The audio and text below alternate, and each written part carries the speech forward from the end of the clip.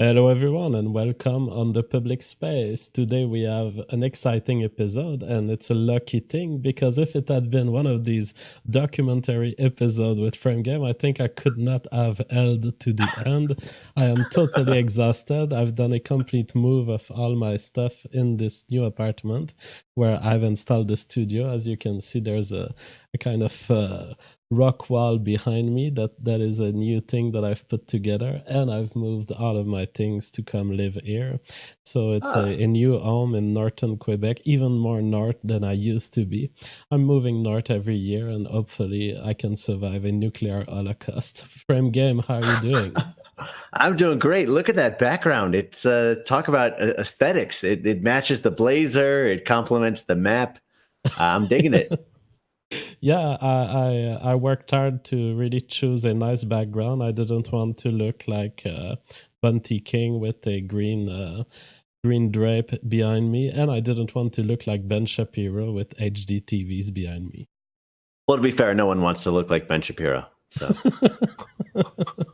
So today we are talking about the future, about what the right can do in terms of strategies. I can't wait to hear what you have to say because I think that's one point where we disagree. We may look at stuff in different lens. And we've had disagreements in the past episodes. Now, just to recapitulate, you've been presenting very strong data showing that white populations are becoming minorities in their own countries, that there is a strong system of there is a strong Jewish presence in the mainstream media and politics that ensures partly and ensures many things, but in part ensures that the discourse on racism and the leftist position on racism is maintained. And we have also talked about the media and how the environment of information that people live in is controlled by elites who control the media outlets, what they do, and how they do things, and how they cover specifically things that relates to the right. that's exactly right. And one unifying theme behind those previous episodes we've done together has been identity politics. And, with respect to each of these different vectors, whether you're talking about, white people, whether you're talking about Jewish identity politics, whether you're talking about the media, we have seen in each of these previous episodes the power of the diversity industry and just how the identity politics ecosystem we live in has been codified into law and then expanded through culture and commercialized through business. All right. Now, I need to tell you, this makes me think of what brought me to YouTube. Because before I was even known as a right winger commentator, before I'd even talked about race on YouTube, before I was aware that there was such a thing called the Jewish question, I was joining YouTube and I thought, what will be your team, JF? And my team was I'm going to make videos that defend the white heterosexual male in the same way that the main character in Thank You for Smoking has decided to defend the cigarette companies. That is hilarious. What a perfect analogy for like the modern landscape of what you're up against. I love it. And I'm pretty sure that Thank You for Smoking, the movie, has influenced me more than anything else in that quest. I wanted to be the asshole who will take the side of the oppressed white heterosexual male. That was my theme. I didn't know where it would lead me. And here we are. We discovered so many things on the public space. I'm just stunned that it's still my goal today. It's still what I do. But I'm shocked at the barrage that I encountered. Okay, for historical purposes, can I ask which came first, the ideology or the brazen shitpost? Like, was it the identification as the heel, or was it or was it a little bit of the ideology and then magnified? But like, what was the genesis? What was the first seed? The genesis was that I was seeing anti-SJW discourse on YouTube, but it was ridiculing the position of someone saying I'm a black female, or I believe in intersectionality and we need to care about all this. And I said, no, that's not the right way. Don't destroy what they did. Use it. Yeah. That was really. I wanted to have an evolution on the anti-SJW discourse that would show them their own contradictions. Mm-hmm. And if you go look at my very early YouTube videos, before anything alt-right came into my life, you will see I did a series called The Contradictions of Feminism. And you can see this is my approach. This is how I approach YouTube intellectually. We're going to look at the thought of the left, and we're going to demonstrate the contradictions. And the outcome of this will be that white heterosexual male are also a minority worth protecting. If you want to see the world this way. Jeff, did you just see the super chat you just got? No. By Padre Speaks? Padre Speaks says, thank you for being white staring, JF Gariepi. What is white staring? No, being instead white thank you for not smoking. Yeah. Thank you for not smoking. It's thank you for being white. Thank you for being white. Oh my God, this will be a good parody trailer. That is fantastic, actually. But actually, what you're talking about kind of makes me think, before we get into the material, just one more bit of navel gazing, I guess, is it reminds me, before you and Worski came along, you're right that most of anti-SJW YouTube was always sort of going against the identitarianism of like the POC coalition. But one of the sort of unique things, I guess, about the brand that you guys created was sort of like the hero's journey, like actually identifying with a straight, white, heterosexual, like male. It like there is that element of like by actually making you're not just attacking a negative identity, like you're positively affirming like the beauty and history of a real identity that that is a step beyond, and I think that's one of the steps into boldness that changed the YouTube game, so to speak. Absolutely fascinating to think about this, because I think about the series of events that then led me to Warski Live, and it was Coach Red Pill. It was fucking Coach Red Pill. Wow. We were on a stream together, and Andy Warski showed up on the stream, and then this whole stream went on Warski Live after. And that's where Coach Red Pill told Andy, you won't do business just bashing SJWs. It's over. You're on a sinking ship. And Andy was totally against what Coach Red Pill was saying. However, 1 week later, he changed his mind. He hires me. And I said to Warski, are you telling me that you now believe what Coach Red Pill told you, that you needed to develop something positive instead of something negative? And he's like, yeah, I think he was right. Ah, all right. That's I didn't know any of that. Interesting, the role everyone has to play on this, which kind of dovetails into what we're going to be talking about tonight, which is the future, tactics, strategies, and the roles that people can play. And in particular, if I can sort of jump right into it, you mind if I kind of do my opening spiel here? Yeah, go ahead. All right. So the purpose of tonight's special report is to present a strategy guide for attaining power.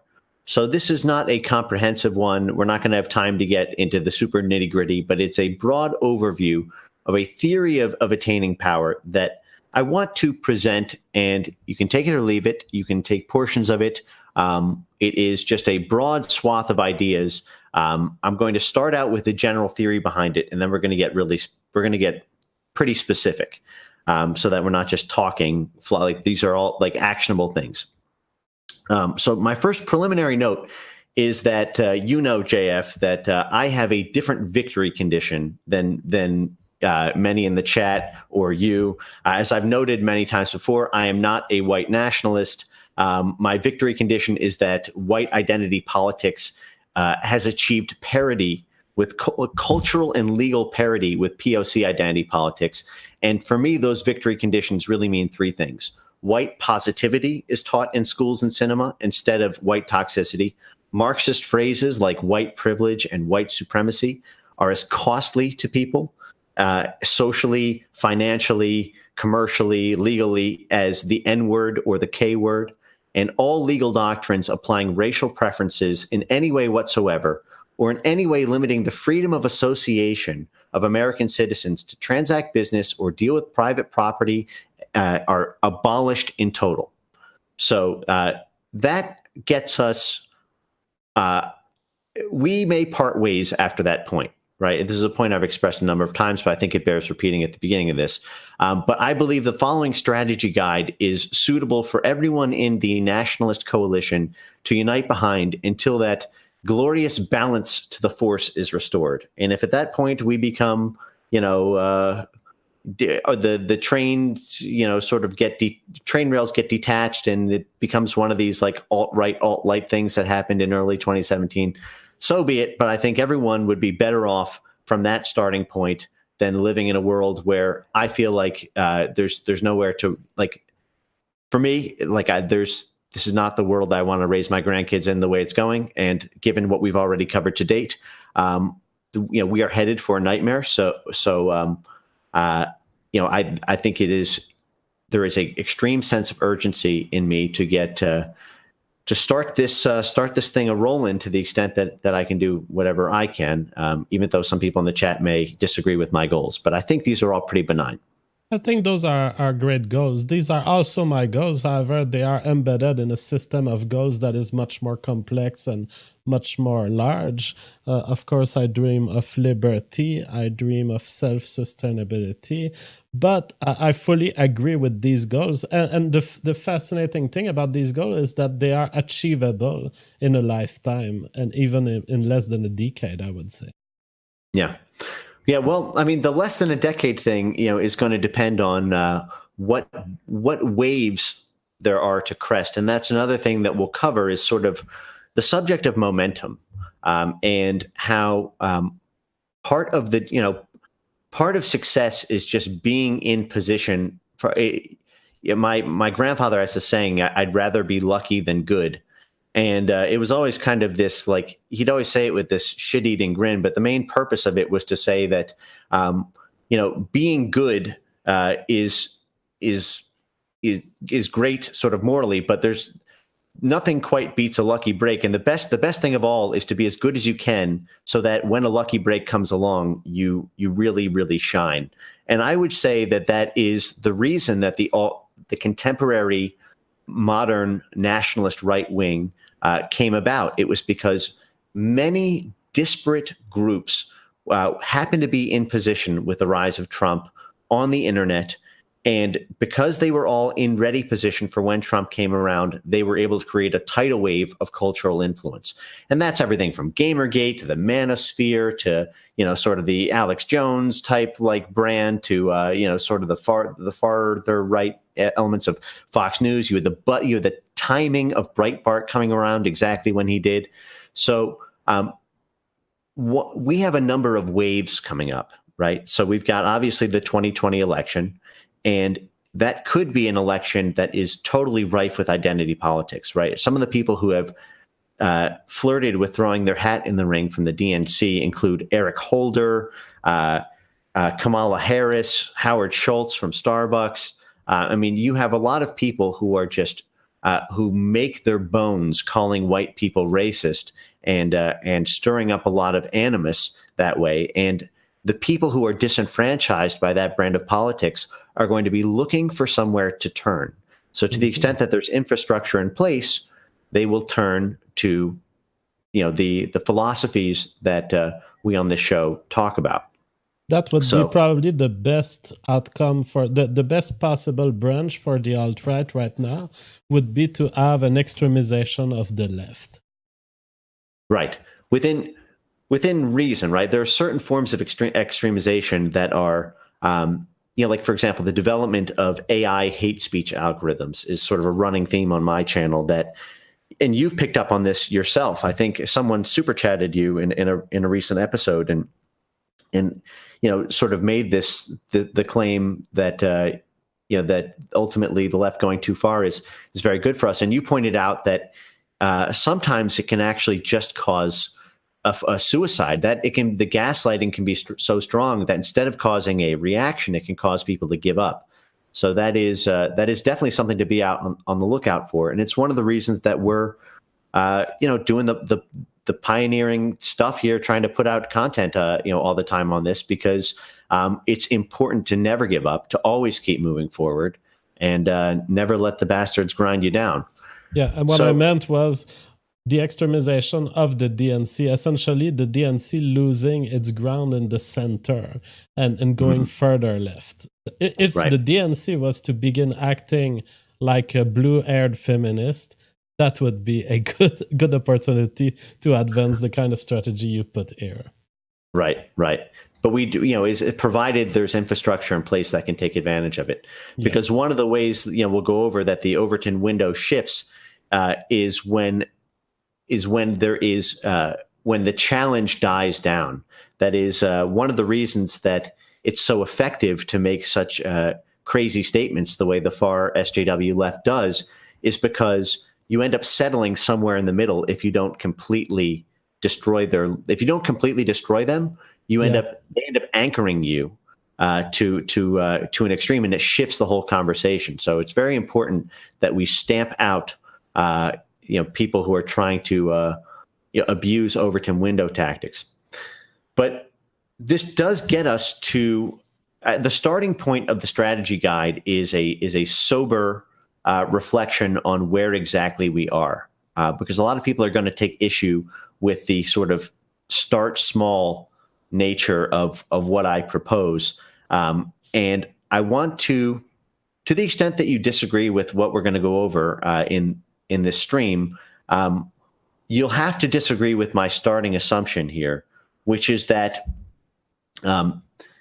we won 2016 and we lost 2017, and we are now in a reconsolidation phase where the momentum of 2017 in terms of institutional political power is now completely gone. So if you saw JF's in my last stream where we covered the Media Matters strategy memo for how to deplatform the alt-right and budding nationalist ideologies, I would love to hear someone in the chat tell us that was not convincing, that they executed on that strategy fairly flawlessly. We are living in the aftermath of that memo. And what I'm proposing is the reconsolidation of that. Now, and by which measure did we lose in 2017? Everyone who was institutionally connected to the wing of alt-right politics that we, that was sort of the early sort of branding for this, has been kicked out of office, except Donald Trump, right? Like right now, I mean, no one even really thought about Jared Kushner a year and a half ago. Everyone thought Ivanka was going to be a sideshow. It was Steve Bannon. Steve Bannon was feared more than Trump was. You had guys like, Scaramucci and a few others who were, you had Sebastian Gorka. You had these guys who, even though they may have been maybe more friendly, more more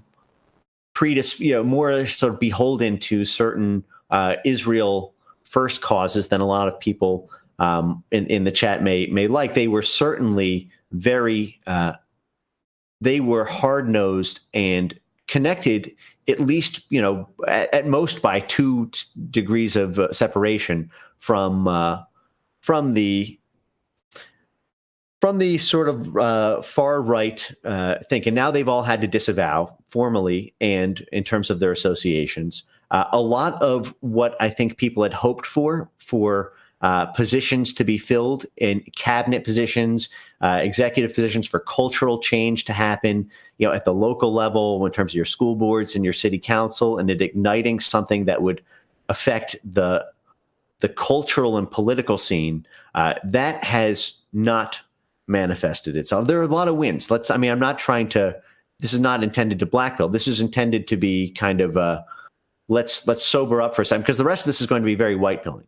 And I just one of the things that I want to present is an alternative to the Charlottesville style rallies and shitposting strategy of 2017, which was, about sort of an online presence and then an occasional rally where you would sort of protest something. And that's, I'm not trying to counter signal that. I'm trying to present something that might complement that, or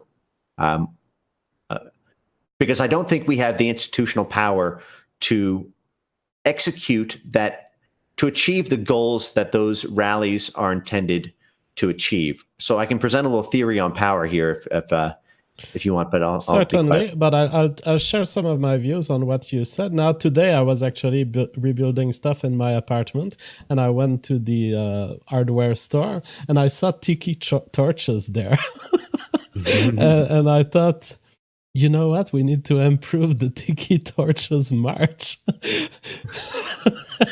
And in my mind, the idea came, tiki torches plus bitches. That would work. You know what? You cannot overstate the power of attractive women in those sorts of things. But there's lots of other, yeah. And listen, I mean, yes. Now, more seriously, going back to what you said, I guess I didn't take all of these as defeats. Because I knew that would happen. I knew that Trump was not a candidate of the alt-right, and I knew that Trump would get swallowed by the deep state machine. And so I saw none of this as being surprised. I guess that's why I don't see it as a defeat, but I acknowledge the diagnosis that you do. However, there are records of me in 2016 saying this is what will happen. Right. Well, I think that you are, you're certainly an exception to the general rule here, because the main weapon has been the deplatforming our ideology and belief system from social media, and certainly from putting up as many obstacles as possible to scaling. All the work it takes to build an audience and to, you rest on this infrastructure of the internet underneath your feet. And you have people like, the Britain First, right? Like the Jada Franson and Paul Golding, they had 2 million likes, right? They had more than the British Labour Party, but they were taken down, right? You see this all the time with these groups with hundreds of thousands or millions of followers. And that's the kind of thing that takes a decade to build up. And that has happened left and right. You are one of the very rare examples of people who have successfully built and maintained a brand. But there is this unpredictability to it, and it has prevented the scaling of infrastructure that was planted in 2016, in my opinion. And so, as a result, it has crippled a lot of the reach. In my opinion, unless someone, I would love to see data in terms of what, but we just don't have it available to see in terms of how many have joined and left in the past year. But I do think that hurt. It's true. I mean, I might have an isolated bubble view of that, because I've kept growing since 2016 up to the point where now I'm a full-time YouTuber and doing an amazing salary thanks to the people's super chat. And yeah, I didn't feel that, but you're right. I saw it. It's just that I guess when I look back, everything I know how to phrase things so that they are not being censored. I'm very rarely having a strike, and when I have a strike, it's because of a guest. So it shows that there is know-how there on how to phrase things that can be adjusted to Canadian law, to YouTube censorship, to all forms of censorship. Yeah, that may be, and we can talk about that some more. This is just my assessment of things, because I think that you are, a bit of a unicorn in that way. I think that I can't name anyone else who takes the positions you do who has been able to survive the way that you have in this landscape and thrive in it. So, so anyway, so my general theory of power here is that there's only two variables that matter for power. There's value and there's leverage. Value is the reward you have the ability to give people, and leverage is the cost you have the ability to impose on people. So basically, value gets people to do what you want them to do because they want to do it. Leverage gets people to do what you want them to do because it costs them too much not to do it. So whether or not they want to or not, leverage, and that's one of the reasons that there's that quote that it's better to be feared than respected. It's because leverage is sort of a no matter what, but it breeds resentment. Value is a bit weaker, but it's a bit healthier. Would you agree with my assessment as of today's date that the nationalist right does not have any institutional leverage, at least in America or Canada? Yes. Yeah.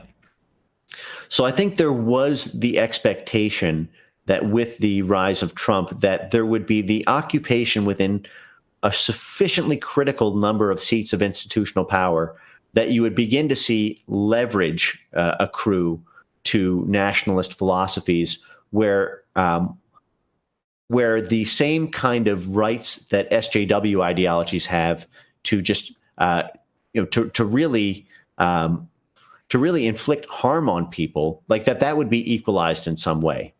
And given the current state of things, and until a sufficient amount of value, I think, is accrued within the movement, I think that trying to pretend you have leverage right now is probably a losing strategy for power. An example of that might be, and again, I don't mean to countersignal Charlottesville. I think that it did achieve a number of good things. But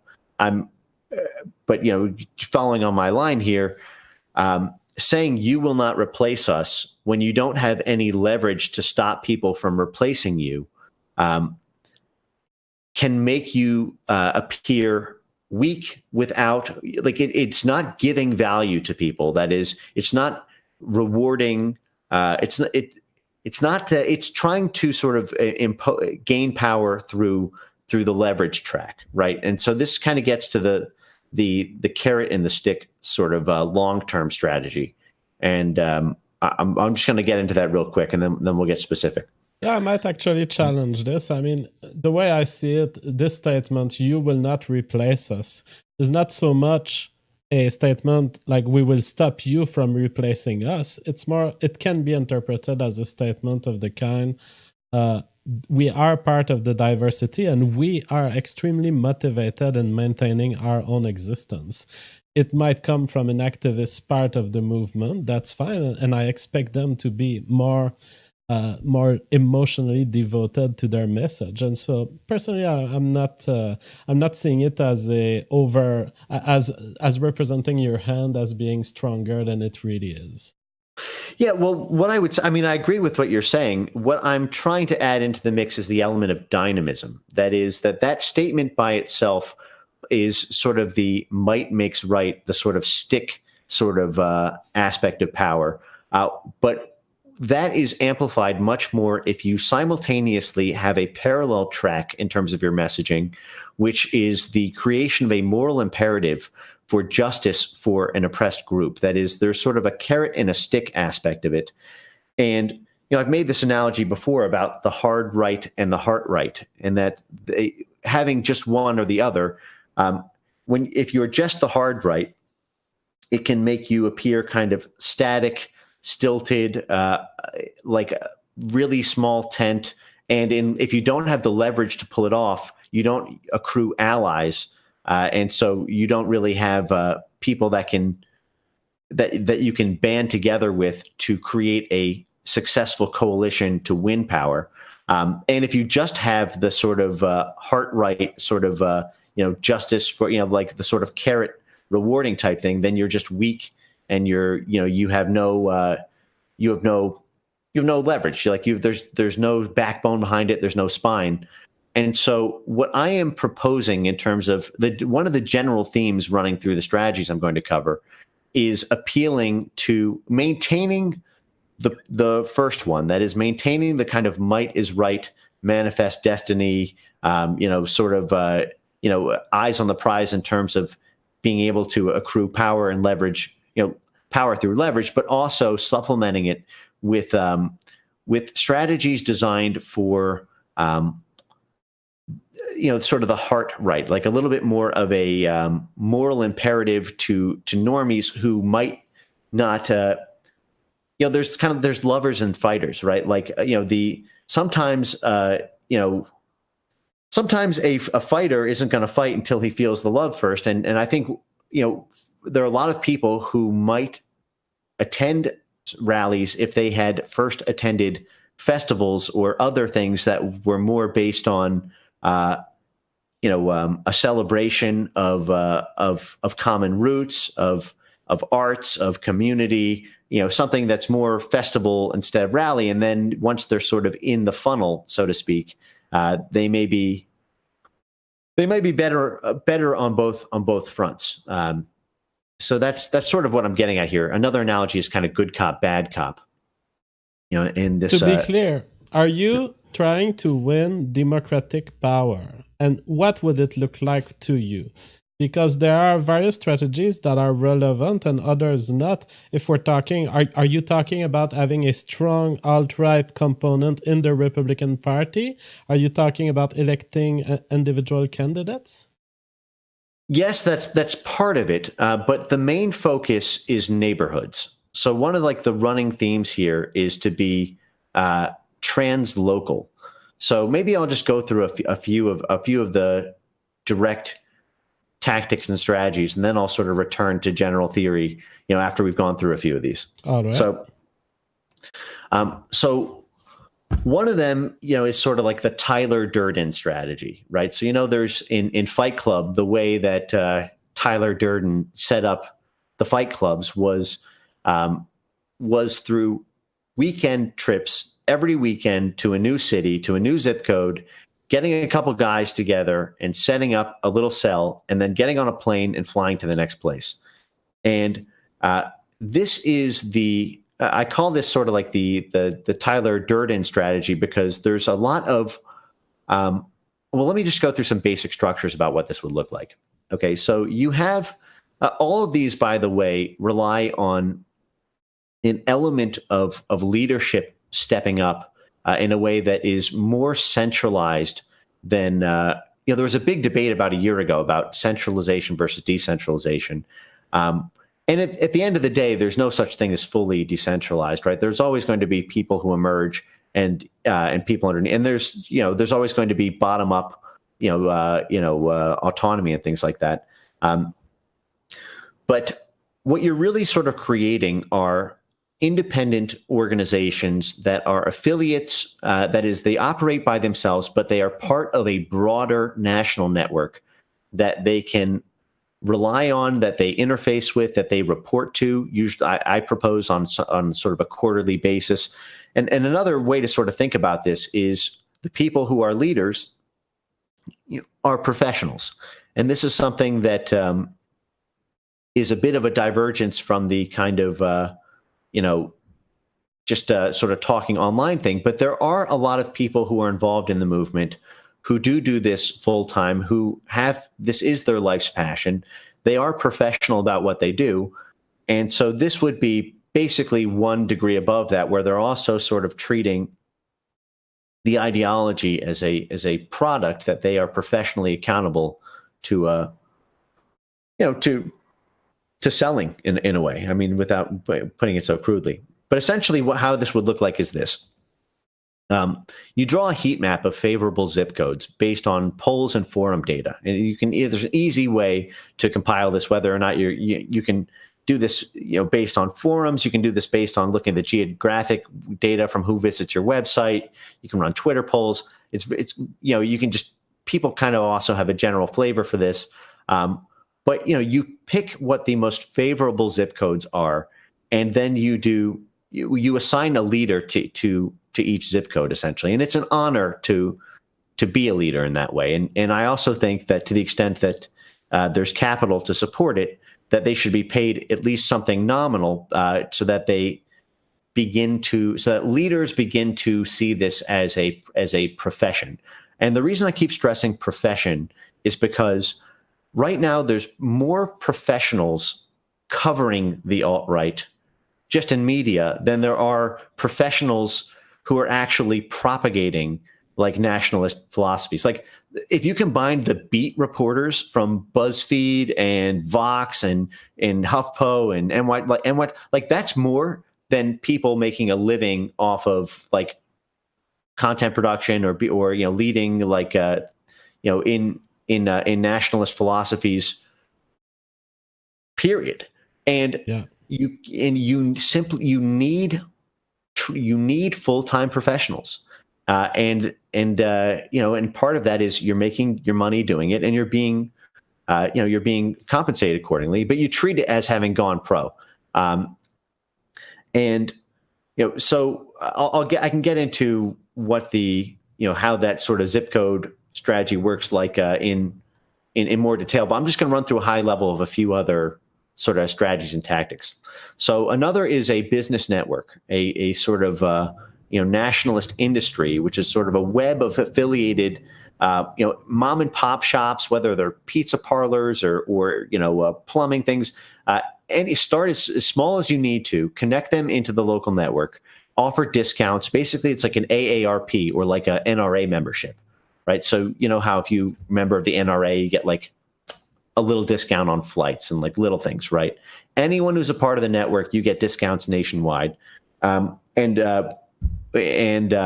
Start small, and if necessary, cater to people who are having some trouble.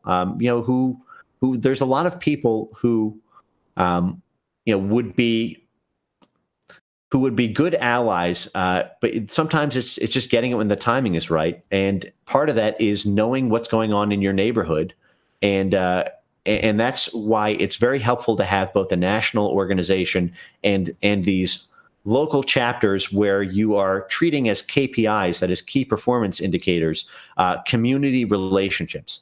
And that's a theme we'll get to in a bit here, but I'm going to just move on down the line. So, another way to look at this is kind of as a Zionist movement strategy. Zionism started with 1 shekel a month international membership, and that membership didn't just get you access to one platform, but to 100 platforms. So, for example, you got free lodging when you came to town. This is something that, imagine if you were a part of this network that you got free hotels in any city that you went to. I mean, think about something like that, how useful that would be. It's almost like couch surfing, but Yeah, it's that's like what I was about to say. The infrastructure already exists in Couchsurfer. Yep. So fine. Airbnb wants to ban anybody who thinks the wrong thing. That's fine. It's like B'nai B'rith. B'nai B'rith was lodging. They set up people in lodges. They got roommates together so that people could have more affordable housing. The moment you start thinking neighborhood, how can we own this hood? Then you can start connecting people within it. And part of the role, ultimately the way these organizations are set up with respect to the sort of Saul Alinsky organizations and the Jewish organizations is you always have 3 levels, right? You always have the federal, the state, and the local. And but for right now, I'm just going to say like federal and local. So for example, like Identity Europa is like a national organization. They've got some local chapters. But what I'm proposing is like very much like a neighbor. Let me flesh it out a little bit more. So this is Identity Europa, essentially. The infrastructure already exists as you describe it. It is IE. Well, to some extent. I think that I don't have an inside glimpse into what they're doing. I suspect that they are hitting some of these, but not nearly all. We're going to go over a pretty extensive list here. I think that with respect to that basic structure of a national network with local chapters, I think that that's a fairly common thing. But there's a lot more to it, right? Like how you structure it, like all this stuff, in my opinion, should all be structured offshore. It should all be in the Cayman Islands, so that way your beneficial ownership is totally shielded. You should really think of things more as affiliates than as chapters. And one of the things that identity groups do, there's always this concept of friends of. So if you look at any nonprofit network, what they do is they've got the national chapter, they've got the local, like they've got affiliates, but they always have these friends of organizations. You'll see that anytime you're looking at like the the infrastructure of a large nonprofit network, and those friends ofs are ways of doing favors for favors, so that people who are not in your group are you're able to provide value to them in exchange for capital. And this is something that we're going to get to in terms of funding the network a little bit later. But all right, so $1 a month membership or whatever it is, right? You get instant membership to this stuff. You get free lodging wherever you go. You get in queues for like roommates and things like that in your area. Okay, so another thing. Okay, well, let me just. Another aspect of this is the community relations strategy. So one of the things that became very popular that we covered in our stream on sort of Jewish organizations is the JCRC, the Jewish Community Relationship Council. But that doesn't just apply to Jewish groups. That applies to all identity groups. What they do is they have professionals who are dedicated to maintaining and fostering and developing critical relationships within their narrow community, and treating that as a KPI that they're responsible to the national chapter in order to earn their compensation, or in order to be eligible for different kinds of benefits, and what that looks like.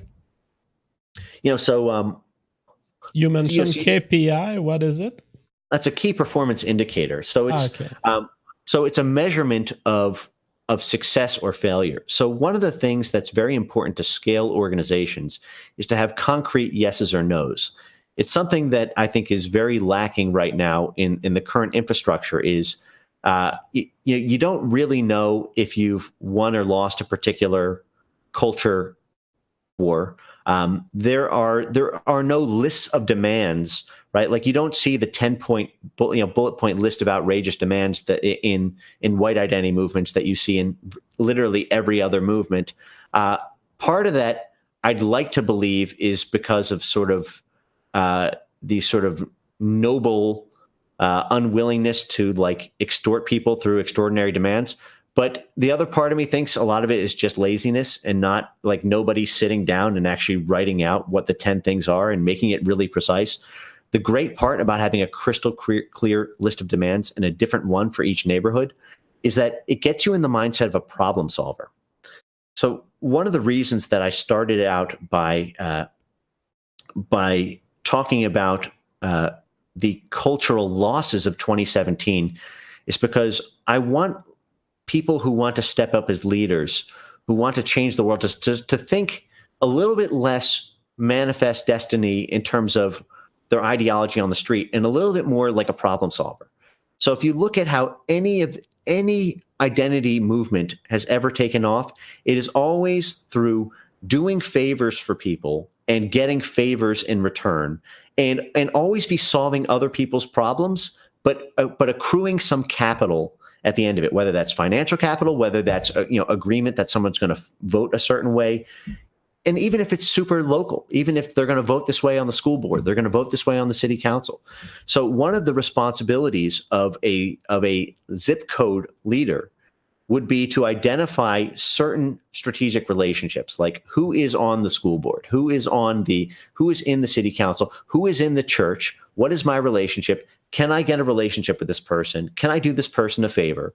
And what you start to establish over the course of a year of doing that is an extraordinary Rolodex of people who you've either developed goodwill for, or, and this is sort of the dirty aspect of it, they've developed dependence on you. So are you familiar with the molecular biology theory of the Black Queen?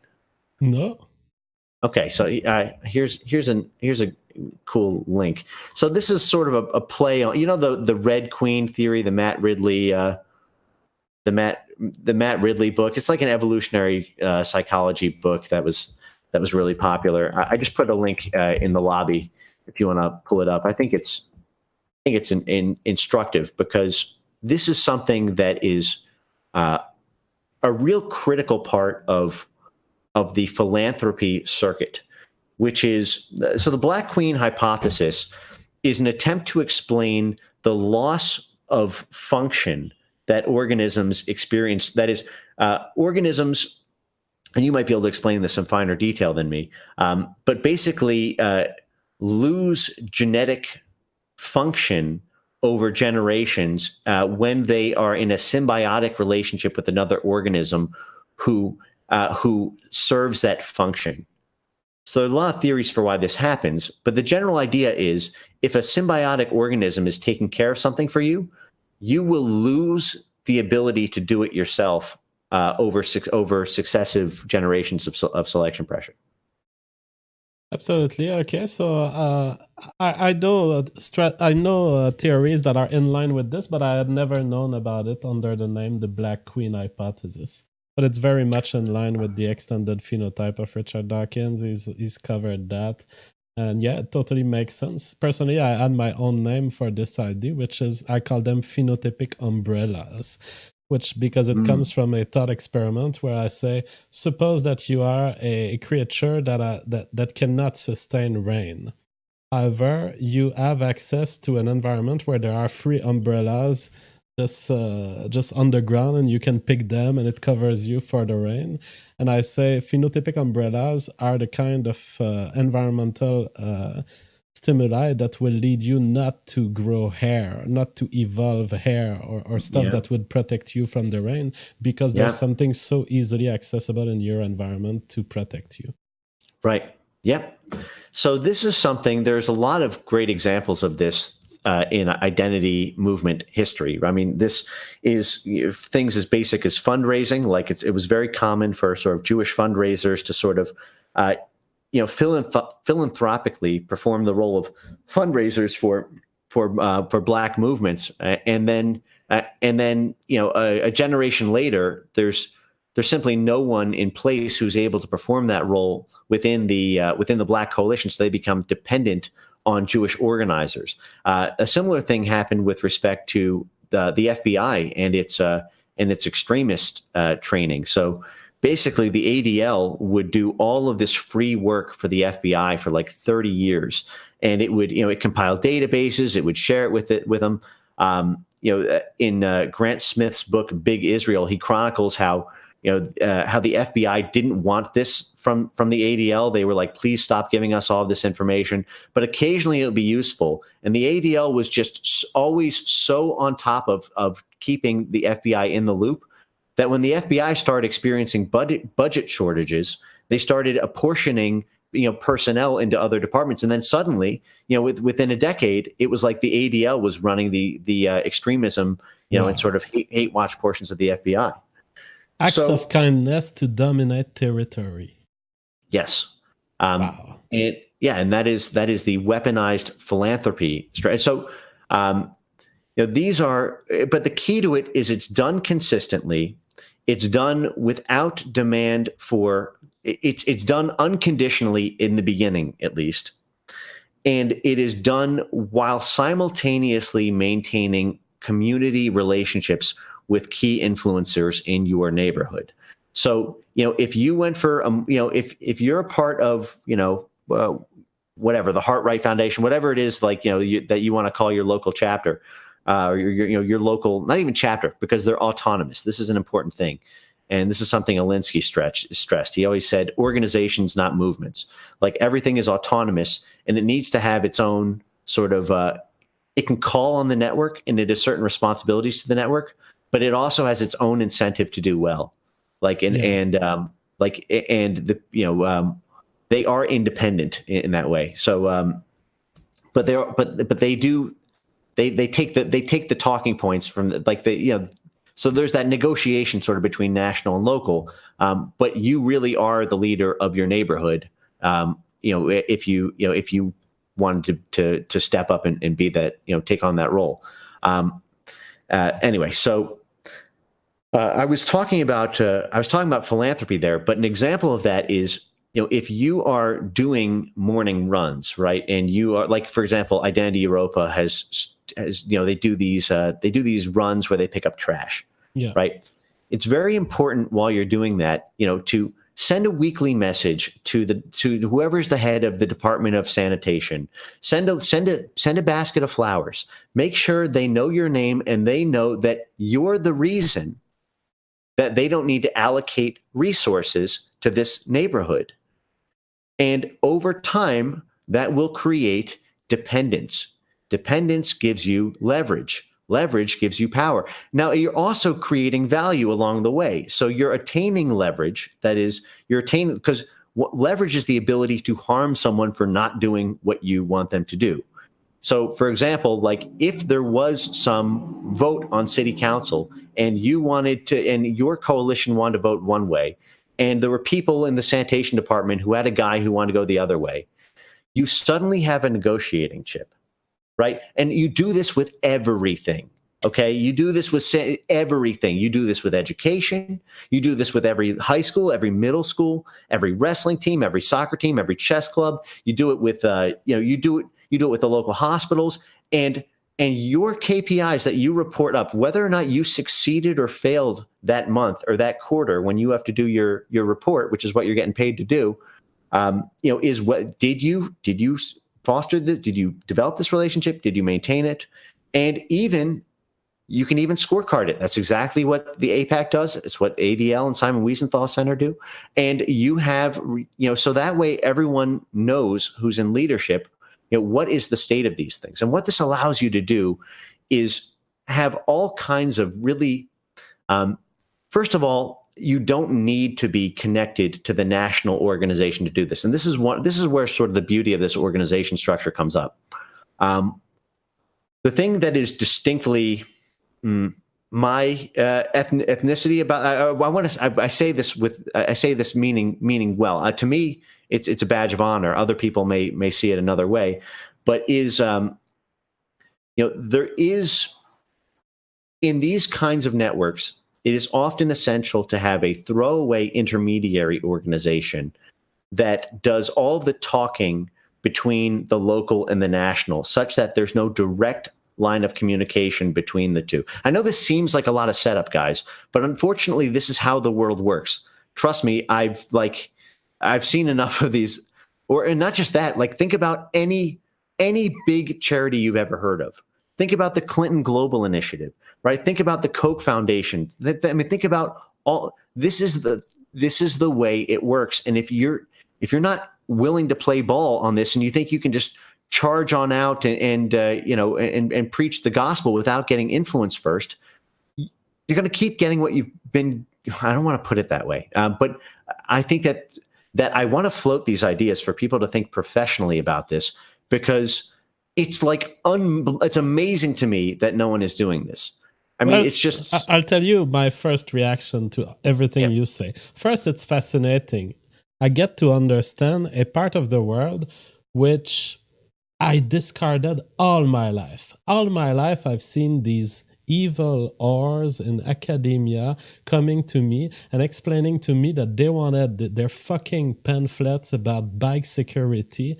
They wanted me to go into elementary school children classes, and where I was doing education about sciences, and I was the funny scientist coming into the class. And they wanted me to pass their fucking pamphlets. And every time I've seen these things, I was like, no, you won't impose this on me. I was an agent of resistance in a world exactly like you described, with people trying to get leverage on me. I've always rejected it. Now, I will not reject yours, because I think you are giving us insight into how all of this works. And I've never been really interested in knowing how it works. To me, it's all crap. But it seems to be the kind of crap that you need to do to have real life effect on our society. Yes. So what I was just about to introduce is the concept of the shell company, so to speak, right? So this is the intermediary organization that affiliates in the network interface with, that does not, so that if necessary. Okay, so let me back up a second. Remember, like, what we are up against is people who are nearly infinitely more powerful at this moment in time in terms of institutional power, many like way more connected, and have total control of the media. So, and this media thing, I want to make a quick. This was supposed to be part of the intro, but I think now is an appropriate time to introduce this. One of the things that this strategy is geared around is that our starting position in this culture war is to communicate and amplify our message in a media ecosystem where all major media distribution channels are wholly controlled by our enemy or our opposition. The opposition will censor all narrative network nodes. It will report all information untruthfully, selectively, and with an unwaveringly one-sided bias to fit its narrative. And it will engage in the worst kinds of divide and conquer tactics to force a disavowal and a victory parade so that they can say they fucked somebody and parade the scalp, for all the normies to see so they don't try it. Yeah. One of the things that this organizational structure is designed to do is the ability to fold up quickly and come back online quickly so that these organizations and these relationships can continue to yield influence even when an organization gets shut down. And the role of these intermediary organizations is that those are the things that get disavowed. When, like, you say I have no connection to the national network and I disavow, boom. Okay, as soon as the next news cycle comes down, like next news cycle, the boom, same people are there. Exactly. It's just this is what I've seen through the emails of John Podesta. They use different names across the years, but yes, it was always the same thing, the same bunch of people. This is part of the frame game, though. Like, it is, you really have to understand that it is the words themselves, because the branding of the words is how search out. It's how people find you in search. It's how people find out about you through news cycles. It's how the media brands you and hate frames you, right? By instilling this tremendously negative association with this word. Okay, fine. You just set up a new word the next day. But the key thing is that organization has to be foldable, right? But you have to maintain the core infrastructure, which is why it should be kept offshore for a variety of reasons, including lawsuits and just so people have total security. So stuff can't be like, whatever. Don't need to get into that too deeply in this one. Mm-hmm. I think we should also have a follow on. There's to the extent people enjoy this episode, this is kind of a high level overview of stuff. But okay, before I get into more strategies and tactics, actually I'll do a couple more and then I'm going to run through some examples. Another thing that white identity runs into is the problem of ethnicity stacking. This is just what I call it, which is, or I should say, it's the ethnicity stacking strategy. So these organizations should include, as part of their KPI metrics, as part of their key performance indicator, part of their key influencers, is to leverage existing infrastructure for all the different ethnicity groups that are afflicted with the label white. So, for example, there's already substantial infrastructure set up for Italian Americans, for Irish Americans, for Polish Americans. These are groups that have had, 70 years of existence. There are also groups that are, in varying degrees of need of assistance. Maybe they need volunteers. Maybe they need, maybe they could use, support to get a certain statue named after them in the park. Whatever it is, you get in there, right? You send that guy a box of flowers. You do favors. You say you make the introduction, and then you get the Polish group talking to the Italian group. You get the Italian group talking to the Irish group. You get the Irish group talking to the Swedish group. And what you start doing is you start creating a because this is one of the things that Ashkenazi Jews, we don't have to worry about this, right? And this is a point I made on an earlier stream with you. I think one of the reasons there's more infighting among white groups is because there is that ethnic, like they are different. What's the word? Haplogroup. I mean, they're different. They're genetically different. Sometimes there are people who are white, like the Arab and the Western European, who are Caucasian in the broad sense, yet they have completely different systems of belief. And for many in the alt-right, Muslims, living with Muslims would be as big of a problem as living with other races. Right. Yep. But at any rate, all of those groups, when they have when they have babies and grandbabies, all of those babies are going to be called toxic whiteness and unearned privilege and all that shit. So as far as I'm concerned, like this needs to be pan-European and also Frenza. I mean, this is something that I think me and the chat obviously are going to have some disagreements on. I hope I can, do my best to advocate for this position.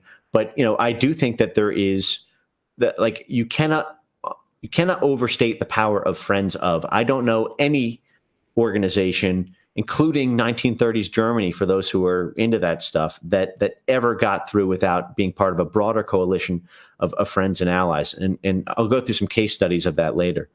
But the main thing here is these groups right now could be talking to each other much more than they are. I suspect that the Italian American groups have passion for their heritage. They have goals that are not being met. They have donors, like you probably have a lot of millionaires who love their Italian heritage and contribute money to Italian heritage causes. Well, if you could expand the value pie for Italians, and in return, you could also do favors for the Poles, the Russians, or whatever, you can. This is part of the web of influence, is to connect these groups so that you start getting joint letters, so that you start having coalitions formed among them. So, for example, if there was this big stink that happened in California last year where they were going to rename Columbus Day. Did you hear about this, JF? No. I forget if it actually went through. The details escape me. But what I remember is that the Italian American lobby, which is very small in California, but but loud. They issued a lot of press statements and tried to get like editorials and op-eds to try to say that no, Christopher Columbus is a big part of Italian American heritage. This is horrible what you're doing to Italians. There should have been a joint letter from the Irish, from the Anglos, from the Germanics. There should have been people who should have co-signed on that letter, the same way the ADL does when Black groups or LGBT groups get afflicted. You need to start positioning yourself as the guy who does favors for everyone in the network, so that if they mess with one of you, they fuck with all of you. All right. Okay. Now, what you're presenting there, I get it, why you need professionals. This takes so much time. This is the kind of thing that I've gotten out of my life. And this takes networking and letters, and it takes people who want to annoy people. Well, I don't see it as annoying.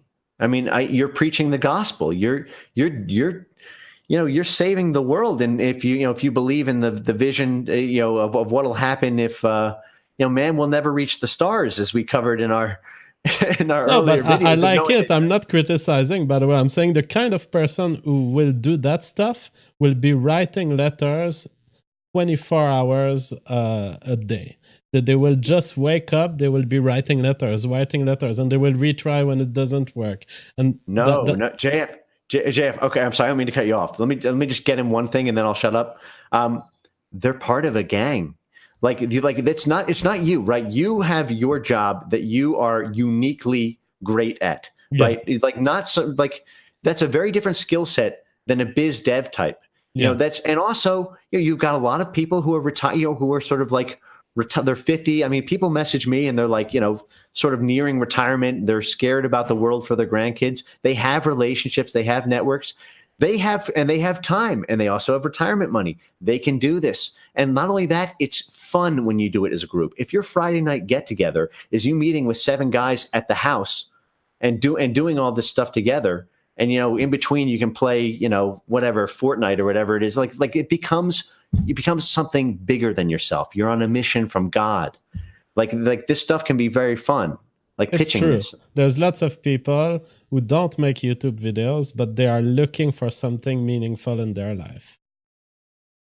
And the other thing is, you're not doing anything like this is not the kind of thing. First of all, it's because it's local. It's not a newsworthy enough event for your BuzzFeeds and your Newsweeks and your New York Times. You're not going to have a big expose on this, right?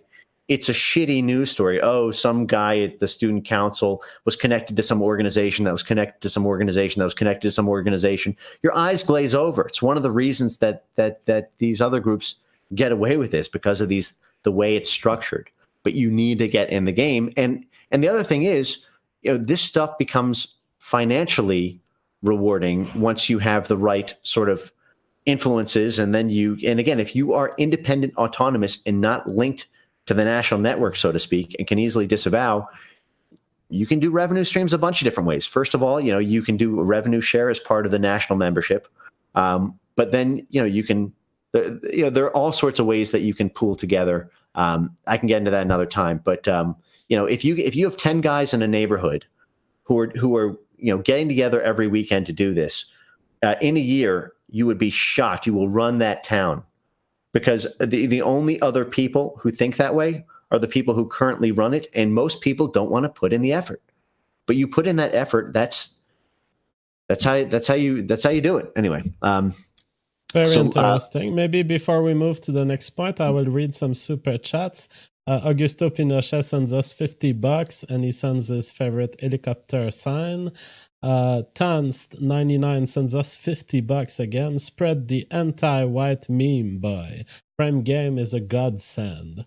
And the bad virus, $50 also.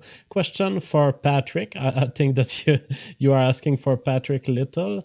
He says, the Holocaust narrative is crumbling before our eyes. What do we do to protect Jews, given that when the world knows... I will not read the rest, but thank you for the donation. Secret Genius. So this is why SJWs go ballistic over friends of friends. They fear other tentacles getting a grip. Successful Wheelchair says, this guy is incredible, and he compliments Frame Game. NW Dispatcher says, we need racial taxonomy transcending nationality. All right, thank you guys for the super chats. We can now move to the next part. All right, so I've got a bunch more on strategies and tactics here, but first I want to show an example of this in action so that we can sort of return to the reason why I advocate for some of these things. So let's just take a name that everybody knows in the chat, but right, Saul Alinsky. Everyone's heard that name. To me, talking about Saul Alinsky, Saul Alinsky was not a talker. He was literally, flying to different places each weekend to do to solve problems for local communities and simultaneously organize them for power while getting his cut. That was what he was a professional doing. How much do you know about Saul Alinsky, JF? I don't know. I know the name, but I have no idea who that is. Okay, so he is sort of the godfather of modern community organizing. So you've probably heard the phrase community organizer. You probably know Barack Obama was a community organizer. So what do you think a community organizer does? Oh, I thought you were about to ask, what do you think of community organizer? I was like, I shit on their entire existence. What do? They annoy me. That's the state of the alt-right. I think that there's lots of people in the alt-right who are like me. They don't really know these things. However, I remember being young and seeing community organizations in my village. My father was part of them. We were organizing baseball matches. Maybe that's what they do. Do they organize baseball matches? No, they don't do anything for the community in terms of what they do is so if you actually want to pull back up on the screen what I just sent you in the lobby, this was the job description that for the Jewish Federation of Greater Philadelphia that we went over on our talk about the architecture of Jewish organizations. So, we went through this. If you scroll down and you look at what the responsibilities are, the idea of it is you have your goal as a community organizer is to agitate the local community into forming an organization that achieves specific strategic goals, and not like we're going to make conditions better, but like this bill is going to get passed, this is going to get repealed, these people are going to get hired. And the job of the community organizer is to set up the organizations to get people angry about it, to get people agitated, and then to leverage specific relationships that they've developed in order to accomplish, to pull the levers of power. So I'm going to give you an example from Saul Alinsky, a very famous one, to complete my mini biography of Alinsky here. Very famous name because he trained Barack Obama, and Hillary Clinton wrote her senior thesis about him. He was the guy in the 1950s and 60s who went into major cities and set up like Black power organizations and Native American power organizations, and basically any non-white organization. And he would, every organization would have a unique name that would be some like lovey-dovey or like steel-toed like acronym, either designed to induce empathy or fear. And what he would do is then he would leverage his strategic relationships to induce a shakedown on the local organizations until they capitulated to his outrageous demands. If you, I want to try to stay focused. There are some clips that I pulled up that if you haven't seen, JF, I think are for first timers into the Saul Alinsky,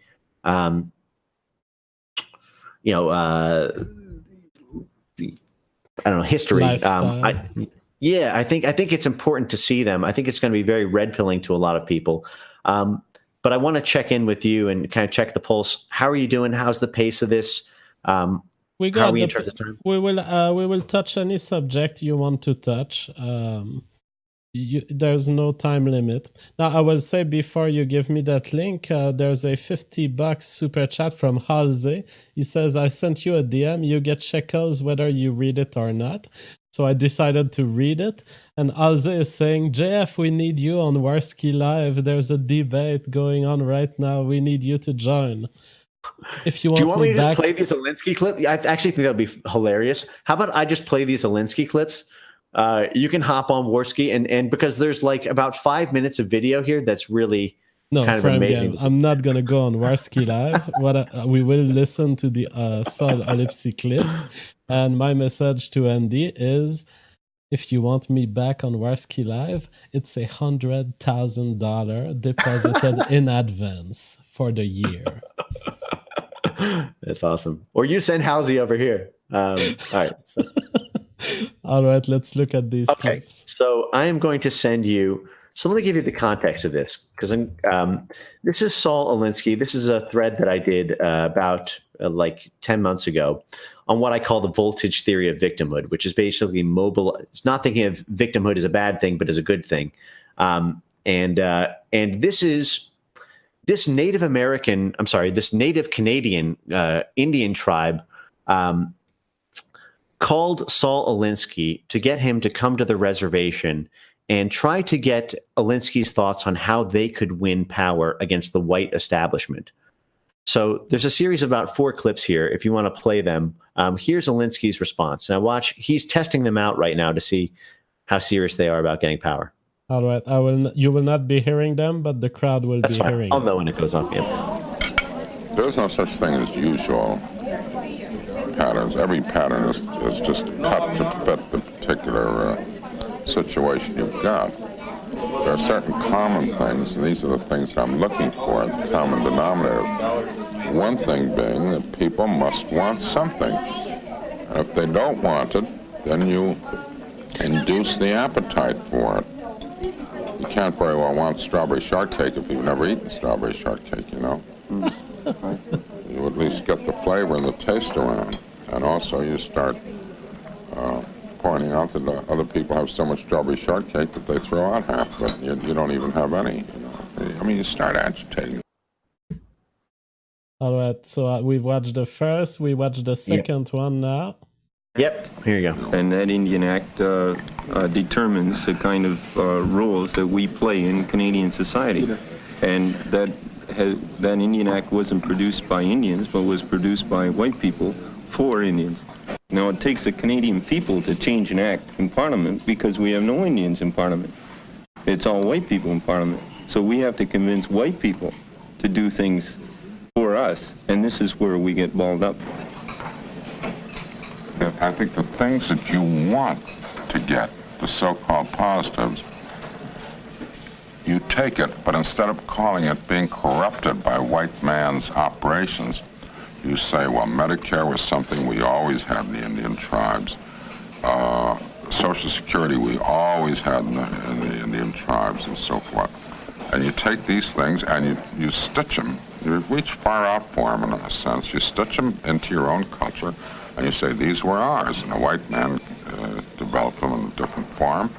And we take them. And I think when you say that, and even before you get around to that, when you come down to welfare, that the white man took away our buffaloes, he corrupted our waters, he robbed us of our lands and so forth.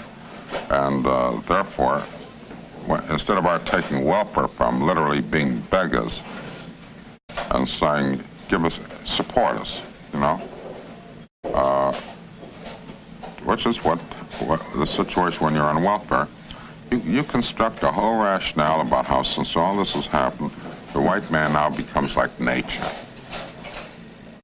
What you're really saying, if you really want to talk straight on it, is he robbed us of this stuff. He was a bunch of bastards in doing it to us, and the least he owes us is welfare. And goddamn it, we'll take as much of it as we can get. So he's really like your games of framing. He's really into reframing. Yes. Well, in the next clip, what he talks about how the whole thing is about trying to create a moral justification and then agitating around it. But if we don't have time to go through the whole thing, you can skip to the. I think it's the second to last clip, and here he talks about the importance of organizing and the nature of it, and how ultimately change is affected through leverage when you have the influence to make them to make local organizations experience pain because of something that you have the power to do or not do. So if you play the second to last clip, that might be the most efficient this time. Yeah, number 14. All right. They're buying it. And I see a whole portion of the youth constituency that are buying it. I hear things now around that are love and... This is a very minute segment of the whole it's minute now, but it's a start. It's like what you said about getting a little compromise. It's the start. And from that start, maybe something can happen. Look. He's laughing. There are things you want. It comes down very simply. Do you want them? If you want them, you have to go out and get them. If you want to go out and get them, there are only certain ways that you go out and get them. If you want to sit around and talk about love, and you want to talk about Christianity, and Christians were talking about love. You know, there were hippies back. There were more than hippies. They walked into the Colosseum with the lions and the tigers and everything else and died for it. You know, for love. And Father, forgive them, etc. If you want to do it that way, I mean, go ahead. As I told you before, this is the kind of thing that the white society would love to see you do, because they know you're not going anywhere, and it means that they can go on doing what they want without being concerned about making any changes. You don't. They'd love to see all the Negroes in America living on their reserves. Well, you know, you seem like a man who has no love or none of these feelings or anything, isn't? I have a hell of a lot more love than you have, because I'm willing to go out and get corrupted for it. I'm willing to fight for it. I'm willing to stick my life on a line on it. And you're just willing to stick around and talk about love and hippies and not do a goddamn thing. This guy is like me when I was a surgeon. That's exactly how I lived part of my life. I was like, do you want this monkey to survive? Well, stop shaking, you idiot. Well, that's his thing. His whole thing was like, would you, losing, would you rather win or lose with your ethical hymen intact? But this is part of a lot of what I have been proposing so far, and it's going to get deeper on this is like a lot of people have a problem with it because it is the influence game, right? And the Alinsky school of thought is like, okay. It's death if you don't do it. And do you love it enough to get corrupted for it? Like, do you love your grandchildren enough to ensure their future, even if it means that you have one, like, blot on your record, like, is there, and I see the game as being this, as requiring this necessity at this point in time. Anything that you, to the extent that these tactics seem unseemly, they are fundamentally politics. Politics is an influence game. It's a persuasion game, and the power of your persuasion has to do with how you've positioned yourself before the persuasion moment is at hand. And this is about positioning ourselves so that a year from now, we have an unbelievable infrastructure. So I want to let me give an example of Alinsky in action for you here. It shows the power of this kind of organization. So there was a famous example of Alinsky doing battle with Eastman Kodak, which was like, Kodak is like the biggest camera company, was the biggest camera company in the world. And they had a big plant in Rochester, New York. And so what happened was, as the city's black population, here, I'm going to send you this link so that if you want to follow along, you can.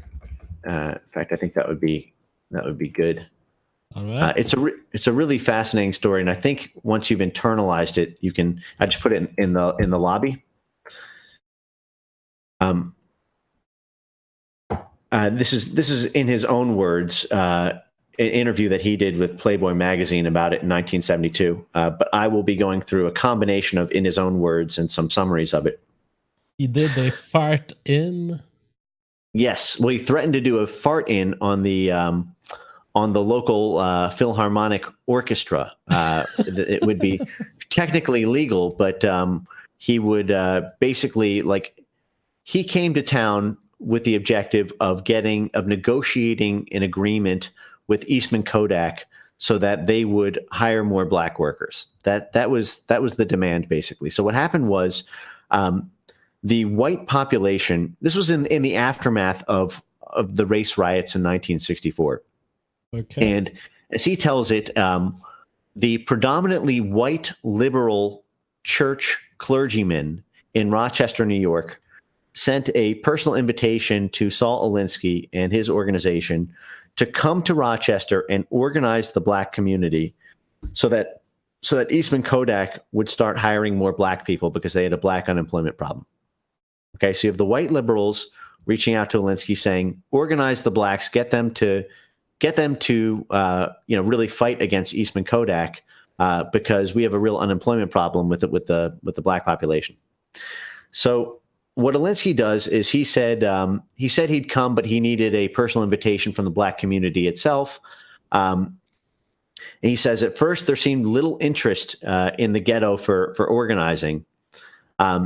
But once again, the old reliable establishment, he's talking now about conservative media in Rochester, came to the rescue by overreacting and cutting its own throat.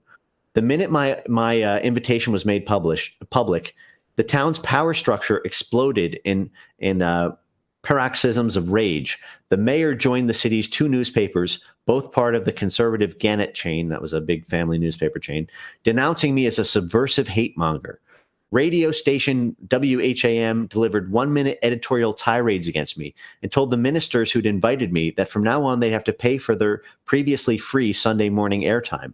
A settlement house that had pledged its support to us was promptly informed by the community chest that its funds would be cut off if it went ahead. The board retracted its support, with several members resigning. The establishment acted as if the golden horde of Genghis Khan was camped on its doorstep. So who does that sound like? That sounds like the way the media reacts to us, right? Yeah. So watch how he destroys them here. Okay, so he says, if you listen to the public comments, you'd have thought I spent my spare time feeding poisoned milk bones to seeing eye dogs. But it was the nicest thing they could have done for me. Overnight, the black community broke out of its apathy and started clamoring for us, meaning him, Alinsky and his gang, to come in. As one black leader later told me, I just wanted to see somebody who could freak those motherfuckers out like that. Black civil rights leaders, local black organizations, and black ministers, plus 13,000 individuals signed petitions asking me to come in. And with that kind of support, I knew we were rolling. I assigned my associate, Ed Chambers, as chief organizer in Rochester and prepared to visit the city myself once his efforts were underway. So we're gonna go into what those efforts entailed, but I want to draw a modern parallel here. The media's popularity is at all-time lows. Mm-hmm. The white working class absolutely fucking hates CNN and the New York Times and ABC and NBC. They hate them. I mean, there are so many iconic imageries of them flipping the finger and CNN shouting CNN sucks at a presidential, right? These people are angry. And if you were to try to organize in a neighborhood, like the people who are, like if there's a hate piece of media against you, there needs, if there are 10 guys assigned to that zip code, they can immediately get a pulse on like, you know, where the anger is. Where is it coming from? Is it just purely decentralized individuals, or maybe there's a sufficiently large, network node of them that it seems like the entire board of this organization is angry. And if the entire board is, then you've got an institutional ally on your side. And if what you can do is, if you can roll into town with your crew of people who can do favors, or who can, or if you've got, media reach, or if you've got financial capital, whatever trading thing you have, then suddenly you can roll into town with the support already there. And what you do is you lock up you lock up these written alliances. You get the same thing. You get the signed petitions. You waive that, and that demonstrates the institutional players in town that you have an army behind you, right? Which is very important, because a lot of the tactics involve sort of feigns at boycotts, at consumer boycotts, or if you can't get a big fish, you're gonna make an example out of a little fish. Like if there's a little bike shop that you can make an example out of, like, you can do that. I mean, listen, this is just how it's done. Make an example out of a bike shop. Hey, I mean, if they're trying to attack you because of your identity, though, this is how it's done. This is so evil. All right. So I imagine the young children who wanted the bike, but Frame Game is like, no, you won't have fun today. We're gonna make an example out of your bike shop. Come to our bike shop. But that's the point, right? The point is, once you have these alliances, which you can, and oftentimes it's like the enemy of my enemy is my friend, right? And when you get these hit pieces, often there will be people who will be so mad at the media that they may be willing, for a short period of time, which is why you need to have the infrastructure in place, they might be able to be mobilized on the basis of that anger before that anger subsides. And that's why it's important to already have these things set up, so that you can get your team in place, so that you can get the sense of who will join you, in whatever demands you're making. And you need to have a concrete list of demands, even if they're dumb stuff. And we can go over some examples of that. But let me just round out this example. So Playboy asks Alinsky, how did you organize Rochester's black community? So Alinsky says, with the assistance of a dynamic local black leader, the Reverend Franklin Florence, who had been close to Malcolm X, we formed a community organization called FIGHT, an acronym for Freedom, Integration, God, Honor, Today. We also established the Friends of FIGHT, an associated group of some 400 dues-paying white liberals. So look at the structure here, right? You've got Saul Alinsky and his national network, And you've got a local black church, and then you've got 400 dues-paying white liberals who are paying the black church to pay Alinsky. Right? So, if oftentimes if you're solving problems for the local community, then you can treat this as a revenue stream, right? And this is often how you can this is how this is how you can turn it into a business. This is how the early stages of the diversity industry got commercialized. It was through a lot of these favors for favors, and then suddenly you're an organization, and now you're regularly kind of doing business with local organizations, and you're sharing in their value pie, or you can extract a profit sharing or some agreement that it rewards your effort for 5-year annuity going forward, however you want to structure it. Anyway, so he said we had a wide range of demands. I'm sorry. The 400 dues-paying white liberals provided us with funds, moral support, legal advice, and instructors for our community training projects. We had a wide range of demands, of which the key one was that Kodak recognizes the representatives of the black community who are designated as such by the people, and not insist on dealing through its showcase of black executive flunkies, basically letting black people self-determine with respect to their unions. So Kodak said that FIGHT had no legitimacy and the company would never accept it. So he says that meant war, and we dug in for the fight, which we knew would not be an overnight one. We realized picketing or boycotts wouldn't work, so we began to consider some far-out tactics along the lines of our O'Hare shit-in, which was at the O'Hare airport. And at one point, we heard that Queen Elizabeth owned some Kodak stock, and we considered charting an airplane for 100 of our people and throwing a picket line around Buckingham Palace on the grounds that the changing of the guard was a conspiracy to encourage picture taking. This would have been a good attention-getting device, outrageous enough to make people laugh, but with an undertone serious enough to make them think. So this is an edge that we had in 2016 that I think was a little bit lacking in 2017, right? Like if you think about the glorious fun of the meme war in 2016, and again with Charlottesville, it was serious, but was there an undertone of did anybody laugh? And I'm not saying that they always need to be this way, but was there plausible deniability? Could you slip the message in through humor somehow? Were there funny signs at all? Little things like that can go a long way to mobilizing allies. So anyway, they ended up ultimately winning the fight through a combination of threats. Like I mentioned with the fart in they were going to do to the local Philharmonic, but also by proxy wars with local churches. Basically, they found all this. They did an analysis of who the shareholders were of Kodak stock, and they found that they could actually exert shareholder pressure on Kodak by gathering proxies, which just means the ability to vote on your behalf, and assigning the proxies to FIGHT, which was sort of by then perceived positively by a lot of these white liberals who held a lot of Kodak stock. And ultimately, it was the threat of this corporate activism that forced Kodak to accede to all of their demands. But it's a combination of all these factors that I'm trying to get at, right? Like how many different organizations, cultural, business, how many are all involved there? You've got the black churches, you've got the black workers, you've got the white liberals, you've got the white businessmen, you've got the conservative white businessmen, you got the white liberals, you've got shareholders from around the country. You've got all these relationships to manage. Now, obviously, the movement isn't in a position to pull off something like that, but you can do it at a smaller scale in smaller fights and smaller zip codes.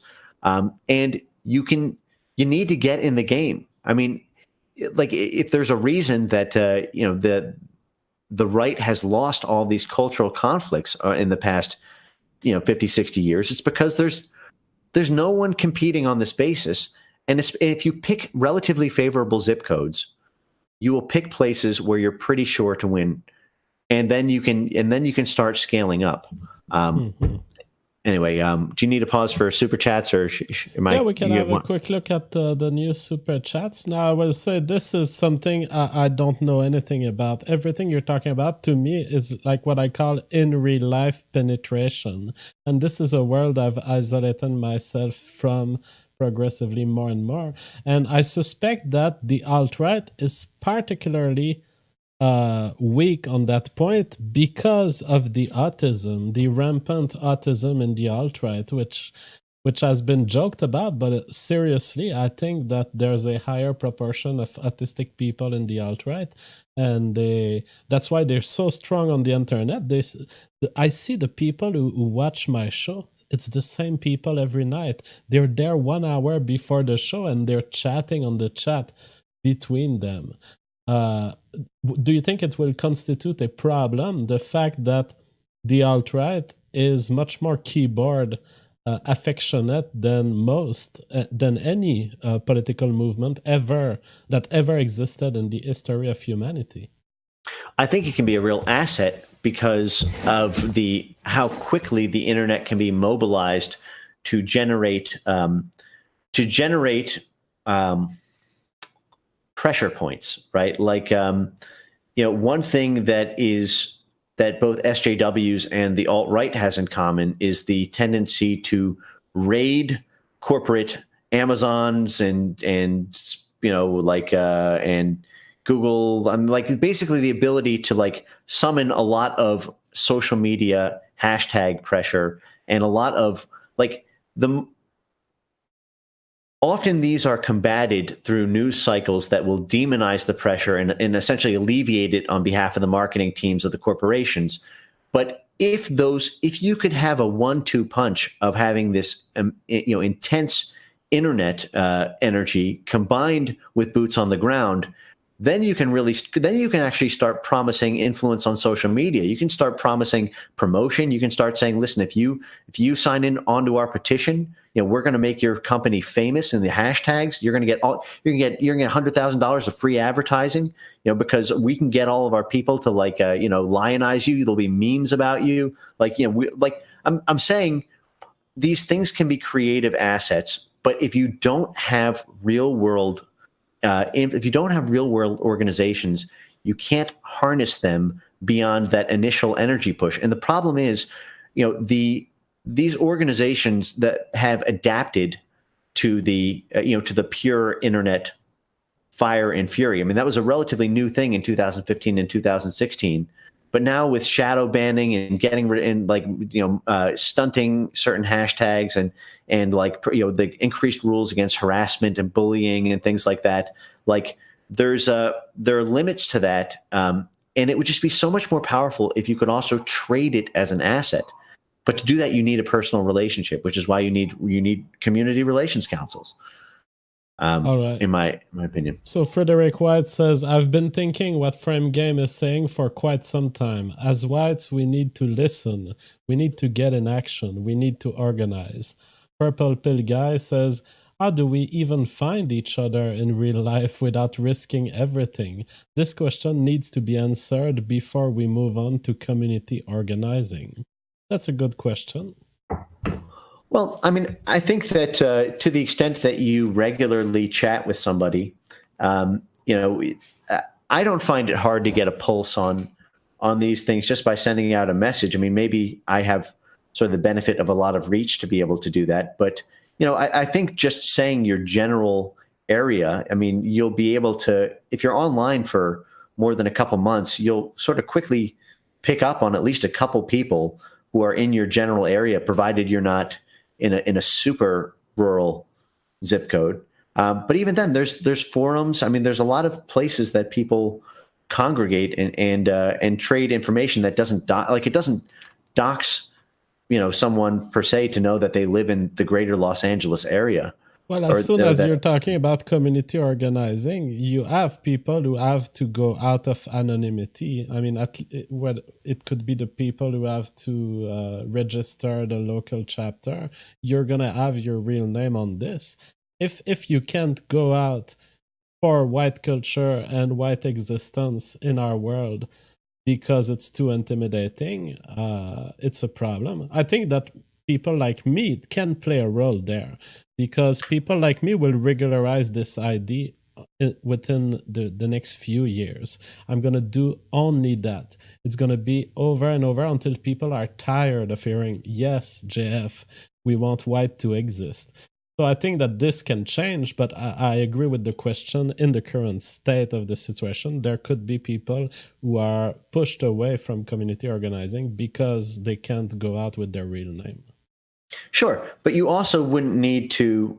I mean, only the local leader would really be, I mean, you'd be putting your face out there. But if you were getting together with guys in your neighborhood on Fridays and things like that, you don't need to necessarily, use first name, last name. I mean, there are ways that you could, kind of check it out, and provided you trust the people in your neighborhood, which is obviously a threshold consideration. But after you've gone through a number of, iterations of maybe talking to them on Hangouts or talking to them on Skype or whatever, and maybe having a preliminary couple, meeting or two, and you get together for, a video game night or whatever, and then you do a little bit of work for the movement, and then and now you're part of a team. It's your hood. But look, obviously that is a limitation, but it becomes less of a limitation the more financing there becomes for it. And the best way to get financing is to actually be a part of a broader network, especially if your name for the local organization has nothing to do with whatever national organization it is, right? Like, it's autonomous. There would be, unless something really confidential leaked, like there would be no real tie between you and that. And if there was one discovered, you would be able to immediately disavow and say, well, I didn't know that's what it was about. I never made contact with those people. And then, it folds, and then, and then that gets us right back to the other thing. Like that layer of plausible deniability is very important for this. And you could toe in the water. I don't think that what we're talking about right now is like even, super doxy. So you wouldn't need your first name, last name on a national register. That thing would be in the Cayman Islands anyway, which would just be for, but whatever. I mean, the whole point is, I think that there are a sufficient number of people whose names and faces are out there who might be interested in just kind of experimenting with this sort of thing without necessarily tying it to like the alt-right but just kind of like, I'm happy to talk to people individually, who have questions about this kind of stuff, or explore it more in another public stream or whatever. But, this is also a way of fostering social relationships and just making friends and being a part of a bigger community. There's a lot of goals that this accomplishes, apart from, the purely strategic. All right. Undefined says the problem is thinking of a moral indignation to rally behind. Most don't believe in the soft genocide. That's also a very good thought. The big problem is that there are no situation of like extreme confrontations that really are newsworthy. Often the anti-white thing is really in the background. It's hard to see. And to that undefined, I would answer, well, you need to take the microaggressions, if you will, that are done against white people, and you need to reply. You need to make it clear that no, you won't sit down in front of such aggression. And then you'll see that in our society, the hate will build up against you. And with the hate and with the hateful repression that you'll be the victim of after, then there might be some major news event emerging from it. That would be my view of it. That's what I do. Mm-hmm. Yeah, that's true. All right. But the way this would be is like, I mean, what you're really trying to do here is mobilize like friends of is a big part of it. So say, for example, there's something anti-white that happens in your town. So like, whether it's explicitly anti-white, or you can even use like Trump as a proxy, right? So like there was like this crazy example of like textbooks related to Trump that were portraying him as a racist and kind of vilifying white people by proxy. And I pulled up a link to it. Did you see this? I'll show it to you. But while I'm pulling that up, like, so if there is some action in your town that is very clearly anti-white, and you can tell by the comment sections, you can tell by the local Twitter stuff that there is, that there are dozens of people who are very angry about it. It would be potentially quite, that is a great moment in the funnel to post a link to a local action petition to make sure this never happens again in your hometown, right? And so what you're not necessarily linking that to like affirmative white identity, but what you're doing is like what the ADL does. You say never again.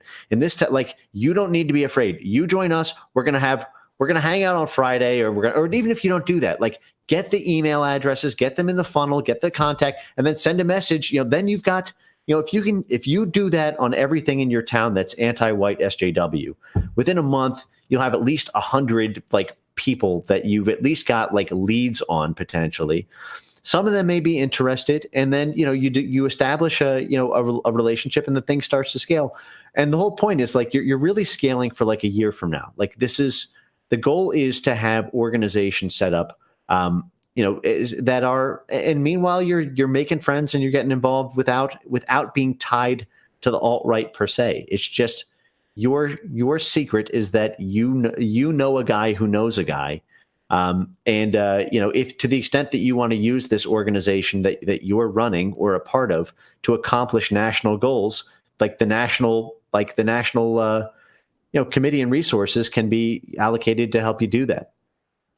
And with the Saul Alinsky tactic, we could say any act of affirmative action, for example, you could reframe it as this is an attack on white candidates who were deserving. So you can take a lot of events that are not typically covered as anti-white, and we could reframe that. Yeah. Concerned parents, right? For what's happening with your children, right? I mean, all of these places, and the idea is, that they, because it's layered, it's you're not trying to like convince people, right? You're not going out into the street and like blowing your local cred by like trying to get someone to join like, something that's perceived as extremist. What you're doing is you're developing the personal relationship first. And once you're in the habit of, once you've got the goodwill, once you've got the relationship, if it then comes out that you believe this way about this certain thing, oh, that's no big deal. If it then comes out that you believe, then you're boiling the frog, so to speak. And it's a way to become a community leader while simultaneously helping a movement. And it's also fun to think about. Like, I mean, I can think of a ton of, like, if I were to just think of people in, I'm in New York City. But, it would be fun to like, be hanging out with people and being like, okay, this person runs the Brooklyn Academy of Music. What favor can I do for that? Like, let's just say, is this person like, has this person written something in the past? Like, have they, maybe they're libertarian, maybe they're something that's like adjacent, right? And you get your closest leads, you develop the relationship, and then you just say, make it a personal challenge. Like, can I get this guy's, contact info? Can I get him to send me a thank you thing? And you hold yourself accountable to the organization and set growth goals. Any excuse to build a new relationship, and you just use these excuses to build more and more. Right, and the thing is, this can help you in your personal life if you decide you want to cut ties with the organization at a later point too. Like, this is also just good social ladder climbing. But the whole thing is like, you are not going to get like, the best way to get power is if you already have power. And like, if you're trying to change like your local city, if you're trying to change your state, it really helps to have control over like local city ordinances. If you're trying to, enact some federal change, it helps to have some control at the state level. Like, all these things filter up. And if to the extent that you can gamify this, I actually think that if there's a leader who has already got their identity out there who would want to run something like this, it would be actually a lot easier to coordinate than I've made it sound. I mean, this is kind of like a lot of this all at once. But there are ways that you can gamify it too. And like if you're sharing a common revenue pool, you can have a tournament structure so that there's a bit of a game aspect to like who, the more you accomplish for your organization, the more the greater you're sharing the revenue. And I mean, there's ways to sort of structure both sort of financially and as a honor thing that you are kind of like the celebrity of the moment for having been like the best guy for the movement. Like there's lots of ways to do that, and a lot of people who I think would find a tremendous amount of meaning and pride in being honored for something like that. All right. Secret Genius says white identity politics are defensive in nature. I think this mitigates the ethical issues about using Alinsky's tactics somewhat. DP says JF loses 10 hit points for not knowing Alinsky. Well, guys, I'm not an American, and I don't know about you guys. I could name you a series of Quebec personalities that are pretty much like Alinsky. And so I'm just part of a different history. That's why I ignore a lot of the cultural references that are from America. I just lived there 5 years, I believe. Undefined says, so you're saying to rally, protest around CNN, saying you stop anti-white propaganda? It would be hard not to come off as white supremacists, though. So what should we do about the labeling of people systematically as white supremacists, Frame Game? Well, the bigger your the more it's one of the defenses to that is to disavow, right? Like that is the sort of Breitbart. That is kind of how Breitbart sort of operates. Is they're sort of on the edge of it, and whenever they get associated with a Jared Taylor type, they disavow, but they go up to it. I think that there is that to call out something as being anti-white, or particularly as just being general discrimination, there are ways to frame things that are in a equalitarian way. That it really just depends on your leverage, in that jurisdiction. Like, is CNN going to cover? So, one flashpoint. I mentioned this earlier, but I am going to pull it up now. One thing you can do is every time you talk about some anti-white thing that you would want off of our society, you could say, we demand the same rights for white people than Native Americans. You could actually always include a component of equalitarianism, as you point to it. All right. Well, look, I mean, why is it that this is happening right now on the Upper West Side, New York. And the white parents are livid at the diversity programs that are happening in New York right now. But even though there was some press at them calling them racist, the fact is the white parents are probably going to win that battle because they have a shit ton of leverage. They're wealthy, they're connected, like they are. If they mass leave the Upper West Side, that is bad news for De Blasio. So, I mean, a lot of these media attacks really come down to just how much leverage do you have in that jurisdiction. So, on the regular chat, Frame Game, an amazing idea, and this is why I like this kind of discussion with you, is that we see some genius pop out. I think this is a great idea by Jan Moon. He says we need the Elon Musk Pravda/Rate My Professor like website naming all the anti-white professors. And I would go further, naming all of the anti-white cases in our society, no matter whether they are professors or businesses or politicians. That would be awesome. Yeah. No, it definitely would be.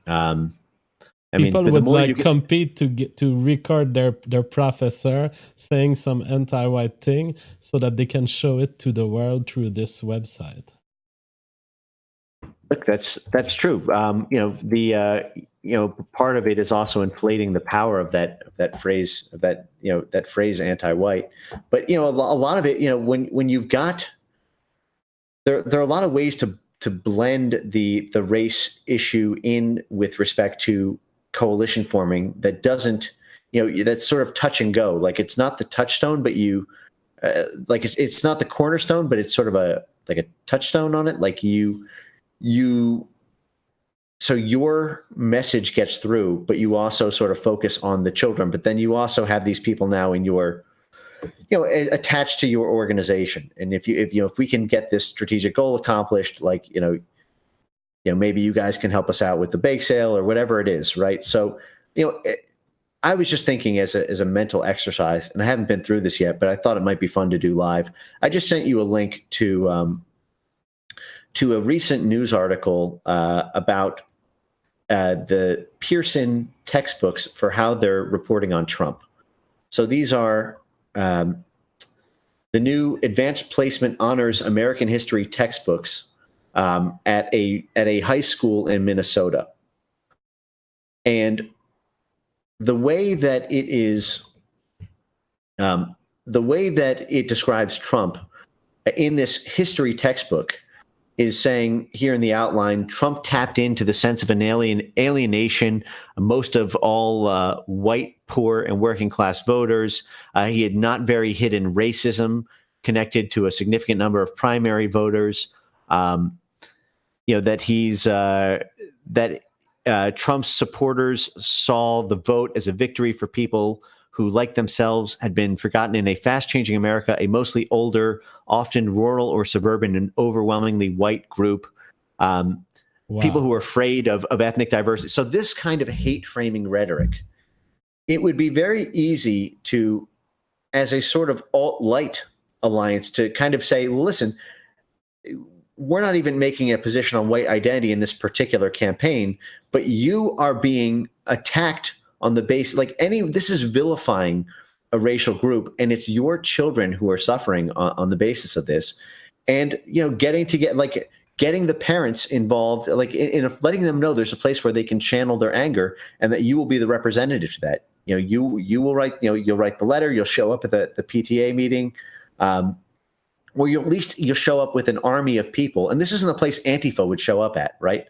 Like that's the whole thing. When you do these big events, you do attract, media attention, and Antifa and SJW shut it down people. But these people aren't going to show up to like a local school board stuff like this. But what you're doing is you're shifting the jurisdiction. And once you own the jurisdiction, then you can begin to exert influence. Right. And then you've also got people whose trust you've won. So they no longer sort of it slips the guard, so that when you express views that that may be more positively pro-white, it's within the ecosystem of defending people against anti-white attacks on them. All right. The Fiend says, look at the Tommy Robinson protest. It's possible to get our side out on the streets. Padre Speaks says, Frame is nailing the truth to the wall. Without real-world action, it won't change. The long game has to be played to return to preeminence. Frederick White says, Frame is helping meth-addicted whites in Indiana a way into a community to organize whites. I think that's what Frames was mentioning. Anyone who's in a situation of needing help, the community could see it as potentially a good bridge building, right? Yeah, well, that's the thing. It connects you to, like I said, there's dividends to this apart from political, but there are also a lot of lost souls, a lot of people who came to this because they have been beaten down, because they have sort of given up a certain amount of hope about the world. I mean, the fact is, knowing what we know, I think everyone has gone through that phase. And not everyone gets out of it, in a healthy way. I mean, this kind of thing can afflict you for years. But feeling like you are taking action is the antidote to black pill. Like the fact that you're doing everything you can do, or you did one thing today. I mean, it's a way to really feel like a. I mean, it's something you can be proud of, and pride is exactly what is needed. It's the antidote to the shame of shame of what's happening, shame of how powerless you are, being shamed for just belonging to a group, and that historical sins and all that stuff. Like having that pride and also just doing favors for people makes people feel good too. But knowing that favor is now connected to something that you might be able to parlay into something that'll help your children for generations to come, and you're part of a much broader network of people, and then sharing tips and tactics and introducing people to one another. And I mean, there's a lot of ways that this can scale if it becomes something that people find fun to do. All right. Kauka says, slightly off topic, do you think it's objectively true that whites are more innovative than all other races? If so, why are they? If not, I guess you're welcome to the donation. Well, I have a subtle view on this. First, it's definitive that white civilization has led to innovations that were unmet everywhere else, and that was met on other places of the earth through copying white civilization. So yes, there is something in our civilization that is good for innovation. Now, I wouldn't say necessarily that if you take a white person and an Asian and you raise them in a cage, that the white will be more innovative when he becomes an adult. I think it's much more complex, and it goes to the idea of all type, which is the genetic mesh of white society. I think that whites create conditions in their society that has historically led to great advances in individual rights, great advances in technology, and great advances in economic development. Now, what is the feature? What is the biological feature of whites that led to this? I don't know. It could be their love of capitalism. It could be something else. It could be IQ. I think that the problem of innovation is a very complex problem. It's like having all the right ingredients show up at the right time, in the right place, with the right people. So I would put on the side any sort of very simple statements such as, oh yeah, whites are more innovative. But I think that it is observably true that white civilization has led to lots of innovation. However, how did we do that? I don't know for sure. And yeah. Quebec, $50. Thank you so much. He says, I think many in the alt-right have problems relating to the normies. Once you go full edgelord, it's hard to pull back. Yeah, there is this idea, there is this point of no return, given the aggression that the alt-right receives and the fact that they get called white supremacists without even saying that they are, or without even suggesting that they are. And so the people who cross the alt-right threshold are often, they made the last step, and it's like it's hard to go back to normie considerations such as community organizing. But I think it's good to learn about it, and I'm very interested in this. I don't think I could play a role in a community organization such as those described by Frame Game. I'm just too autistic. I would be a weight to carry in these organizations. However, if in my role as a YouTuber, I could favor the emergence of these, I would be very interested. Undefined says, I think the easiest thing would be to plaster 20 or 30 posters labeling a local store, college as being explicitly anti-white. Link times to protest on the poster, etc. All right, so that's it for the super chat. So, Frame Game, did we have another subject to cover today?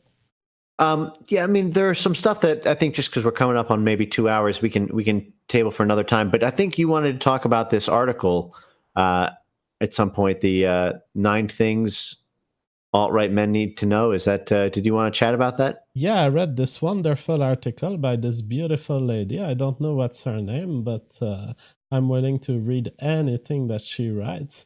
And she says 9 things alt-right men need to know. All right, beautiful lady in the wheat field, show me what I need to do as a man. You're so French.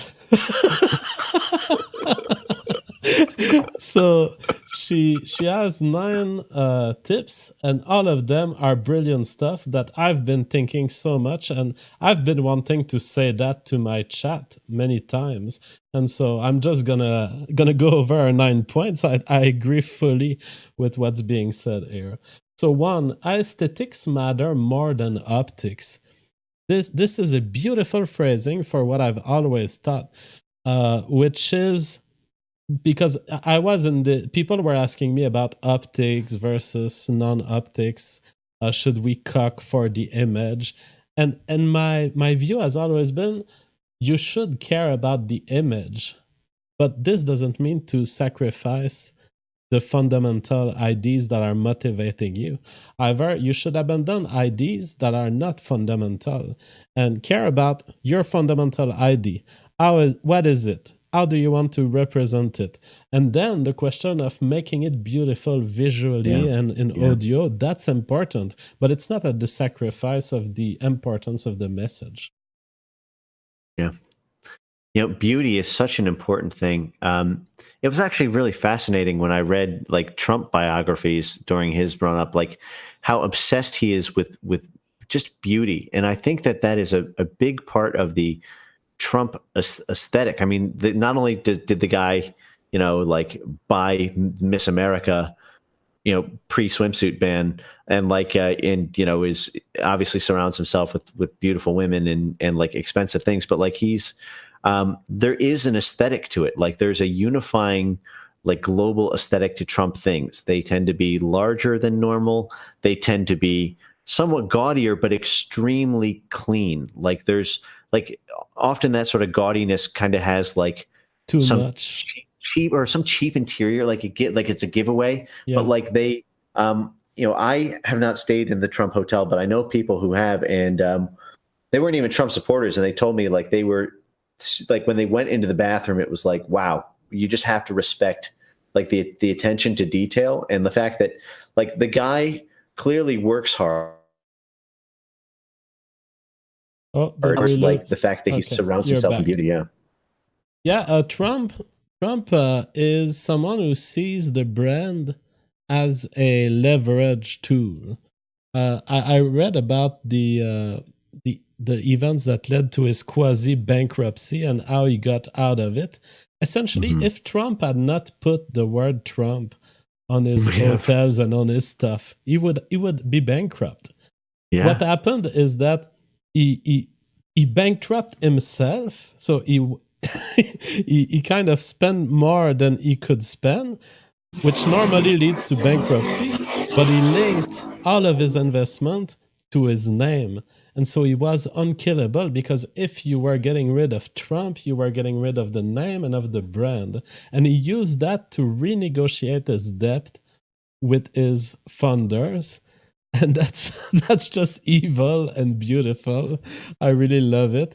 He's an example of accumulating unseizable, I don't know if it's the word, unseizable capital, which is the name Trump and the media and all of this. If you make a bankruptcy, it disappears. It's not yours, and the bankrupt leaves with it. And his founders didn't want that. And so they renegotiated. They said, okay, you won't pay us back all the money, but we'll get some of it at least. We'll get a piece of that brand that you built. Yeah, and that's the concept of goodwill in bankruptcy. Actually, it's this kind of difficult to quantify, but extremely important.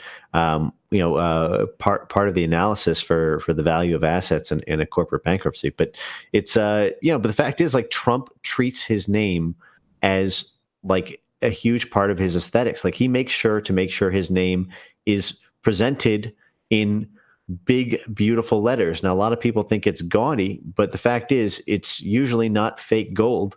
And like he even writes about this in his book. I think it's Think Big and Kick Ass in Life.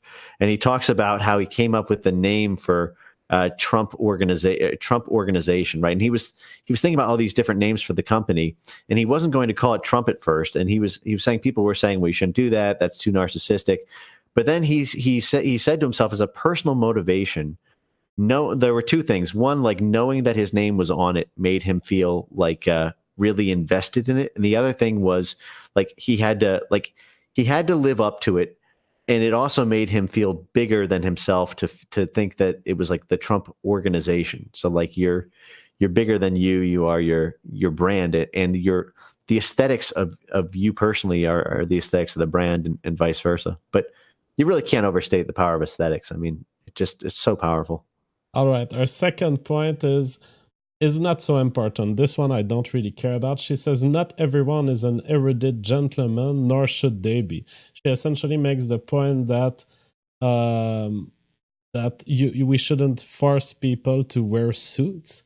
But I'm not aware that the alt-right forces people to wear suits. I mean, as far as I know, I'm the only one who forces himself to wear suits on my show. But I've never heard of this being any problem. Did you understand this paragraph? Yeah, I think she was referencing one of the lines that I mentioned about like professional meetings, and I mentioned as a preliminary structure to sort of base it off of typical corporate structure that you have quarterly meetings, and you don't show up in board shorts like you treat it as a professional thing. I'm not saying people have to wear a suit every day, but for an organization like this, I think that there is an element to going through the motions of putting the suit on and doing that. I think gets you in the right mindset for thinking about the organization as a professional one, and not one that you just kind of like do from your computer. Like there's an element of it that it really changes your mindset to be in the suit. And to the extent you're doing like a quarterly meeting for something like this, I would expect executive management to take it seriously enough to do that. That's true. I agree that wearing the suits is a good practice. In business and in the sales industry, they often say dress like the job you want, not like the job you have. I think it's the same thing for even community organizing and media. You should always outdo it. There's no such thing as outdoing. So the South is for Southerner. That's a point that, again, this one didn't touch me much. I think our more interesting points come later. But she essentially says, don't concede territory. The people of the South, don't be a secessionist of America and say, oh, Dakota is going to be our place and we're abandoning California.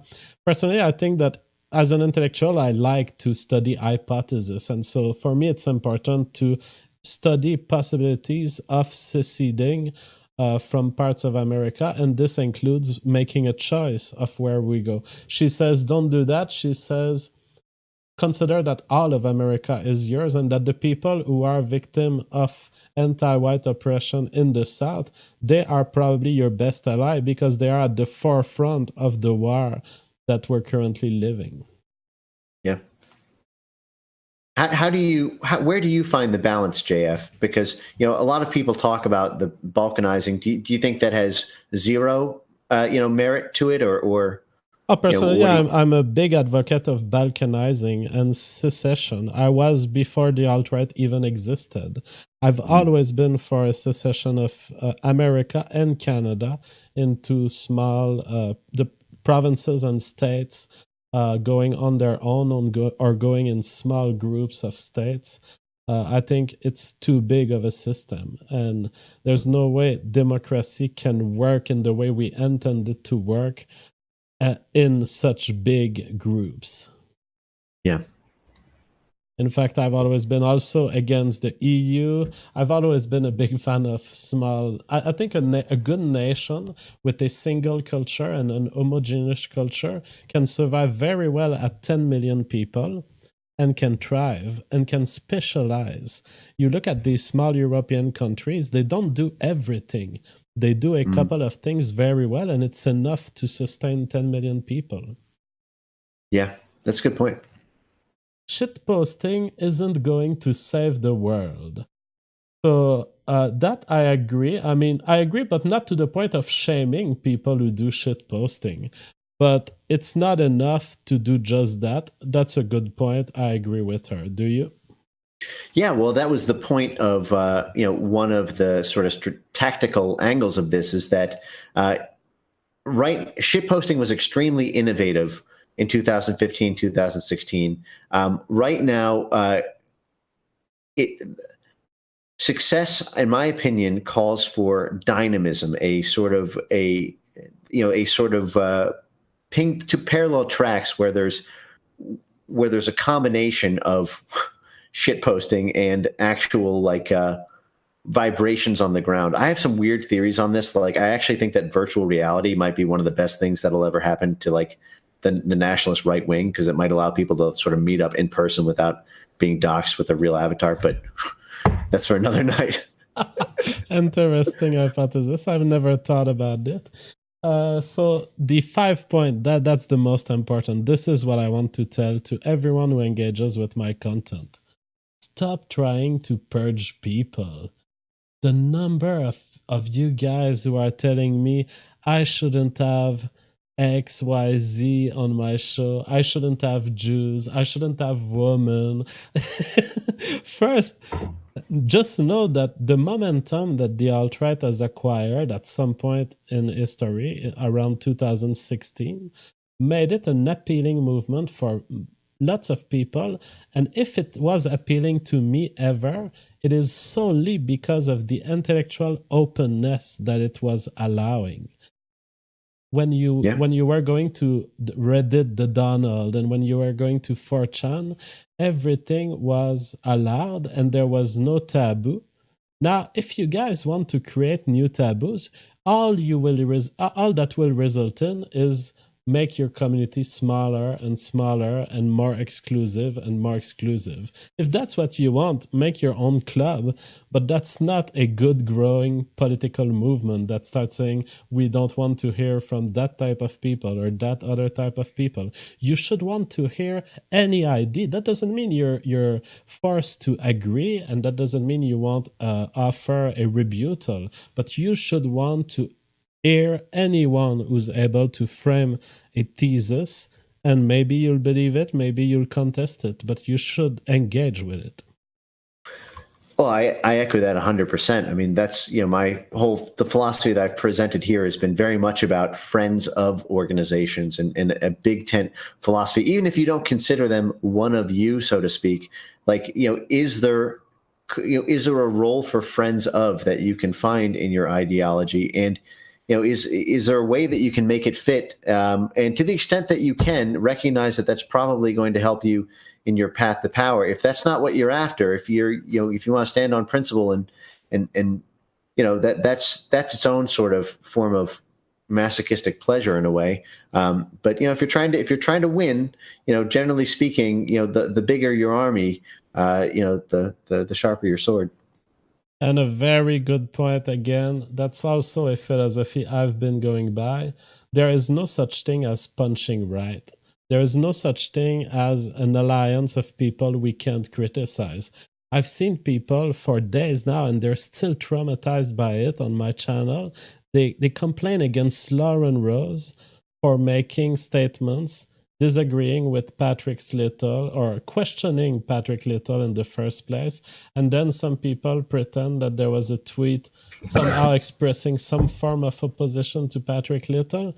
Hey guys, it's not by not questioning your own strategies that you're going to evolve. If there are people in the right who have an intelligent point to make about how Patrick Little could have done better, I want to hear it. That doesn't mean I will believe it, and that doesn't mean I will stand by their statement, but I want to hear it. Yeah. I think for me this one's tough because I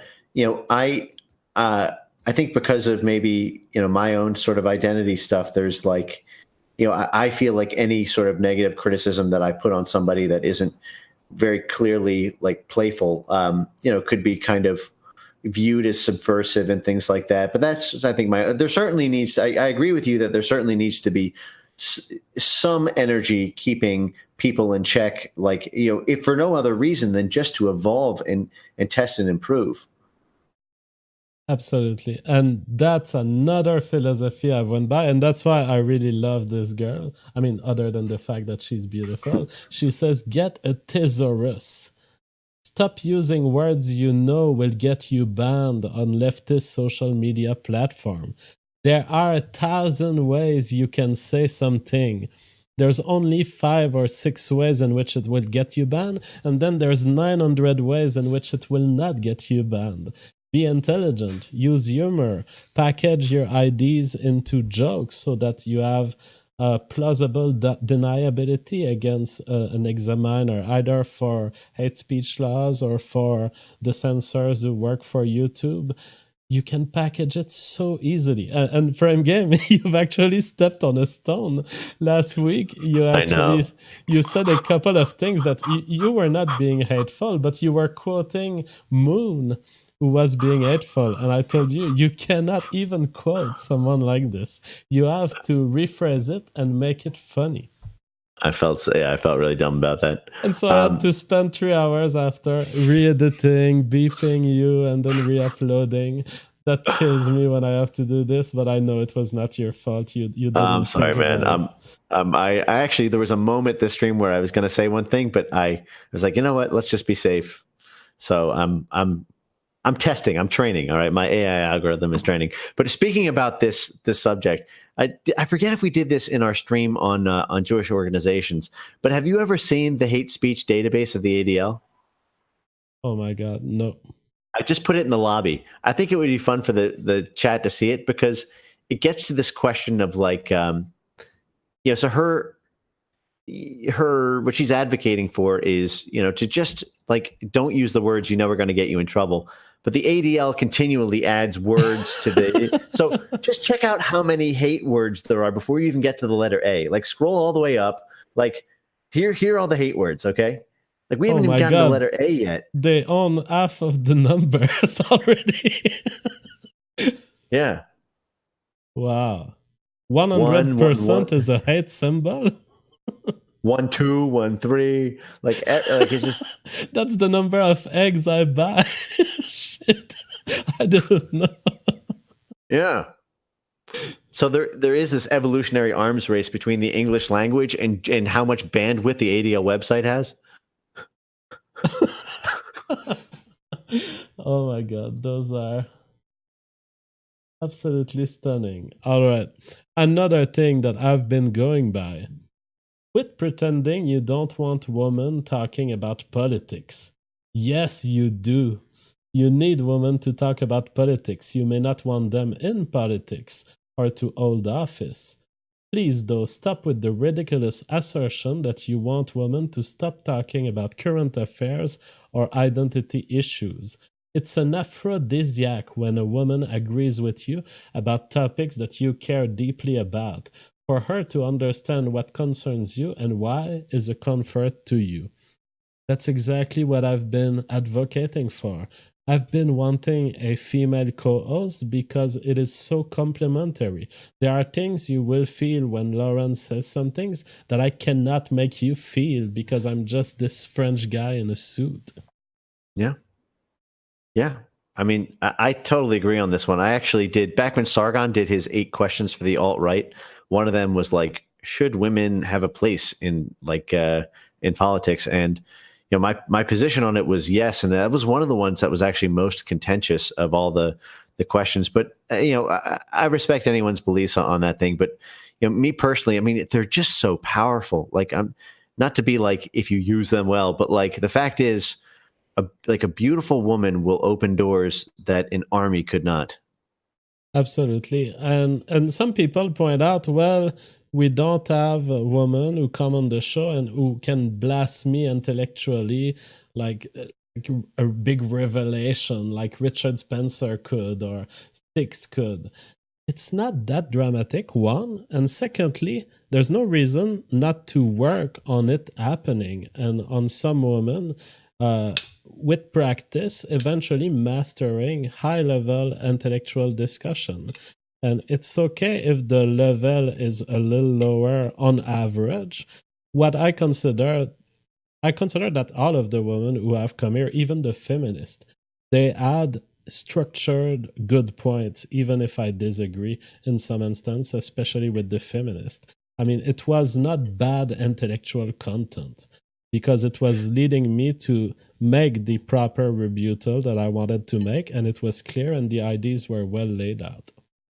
Yeah, well, Lauren's particularly fantastic, but there's also, I mean, Lana from Red Ice. I mean, would you rather have Marine Le Pen and all? I mean, there's a lot of people, women in politics, who I think were substantially better. Even just for a number of reasons, even leaving aside aesthetics that I think are very powerful. Absolutely. And finally, the ninth point.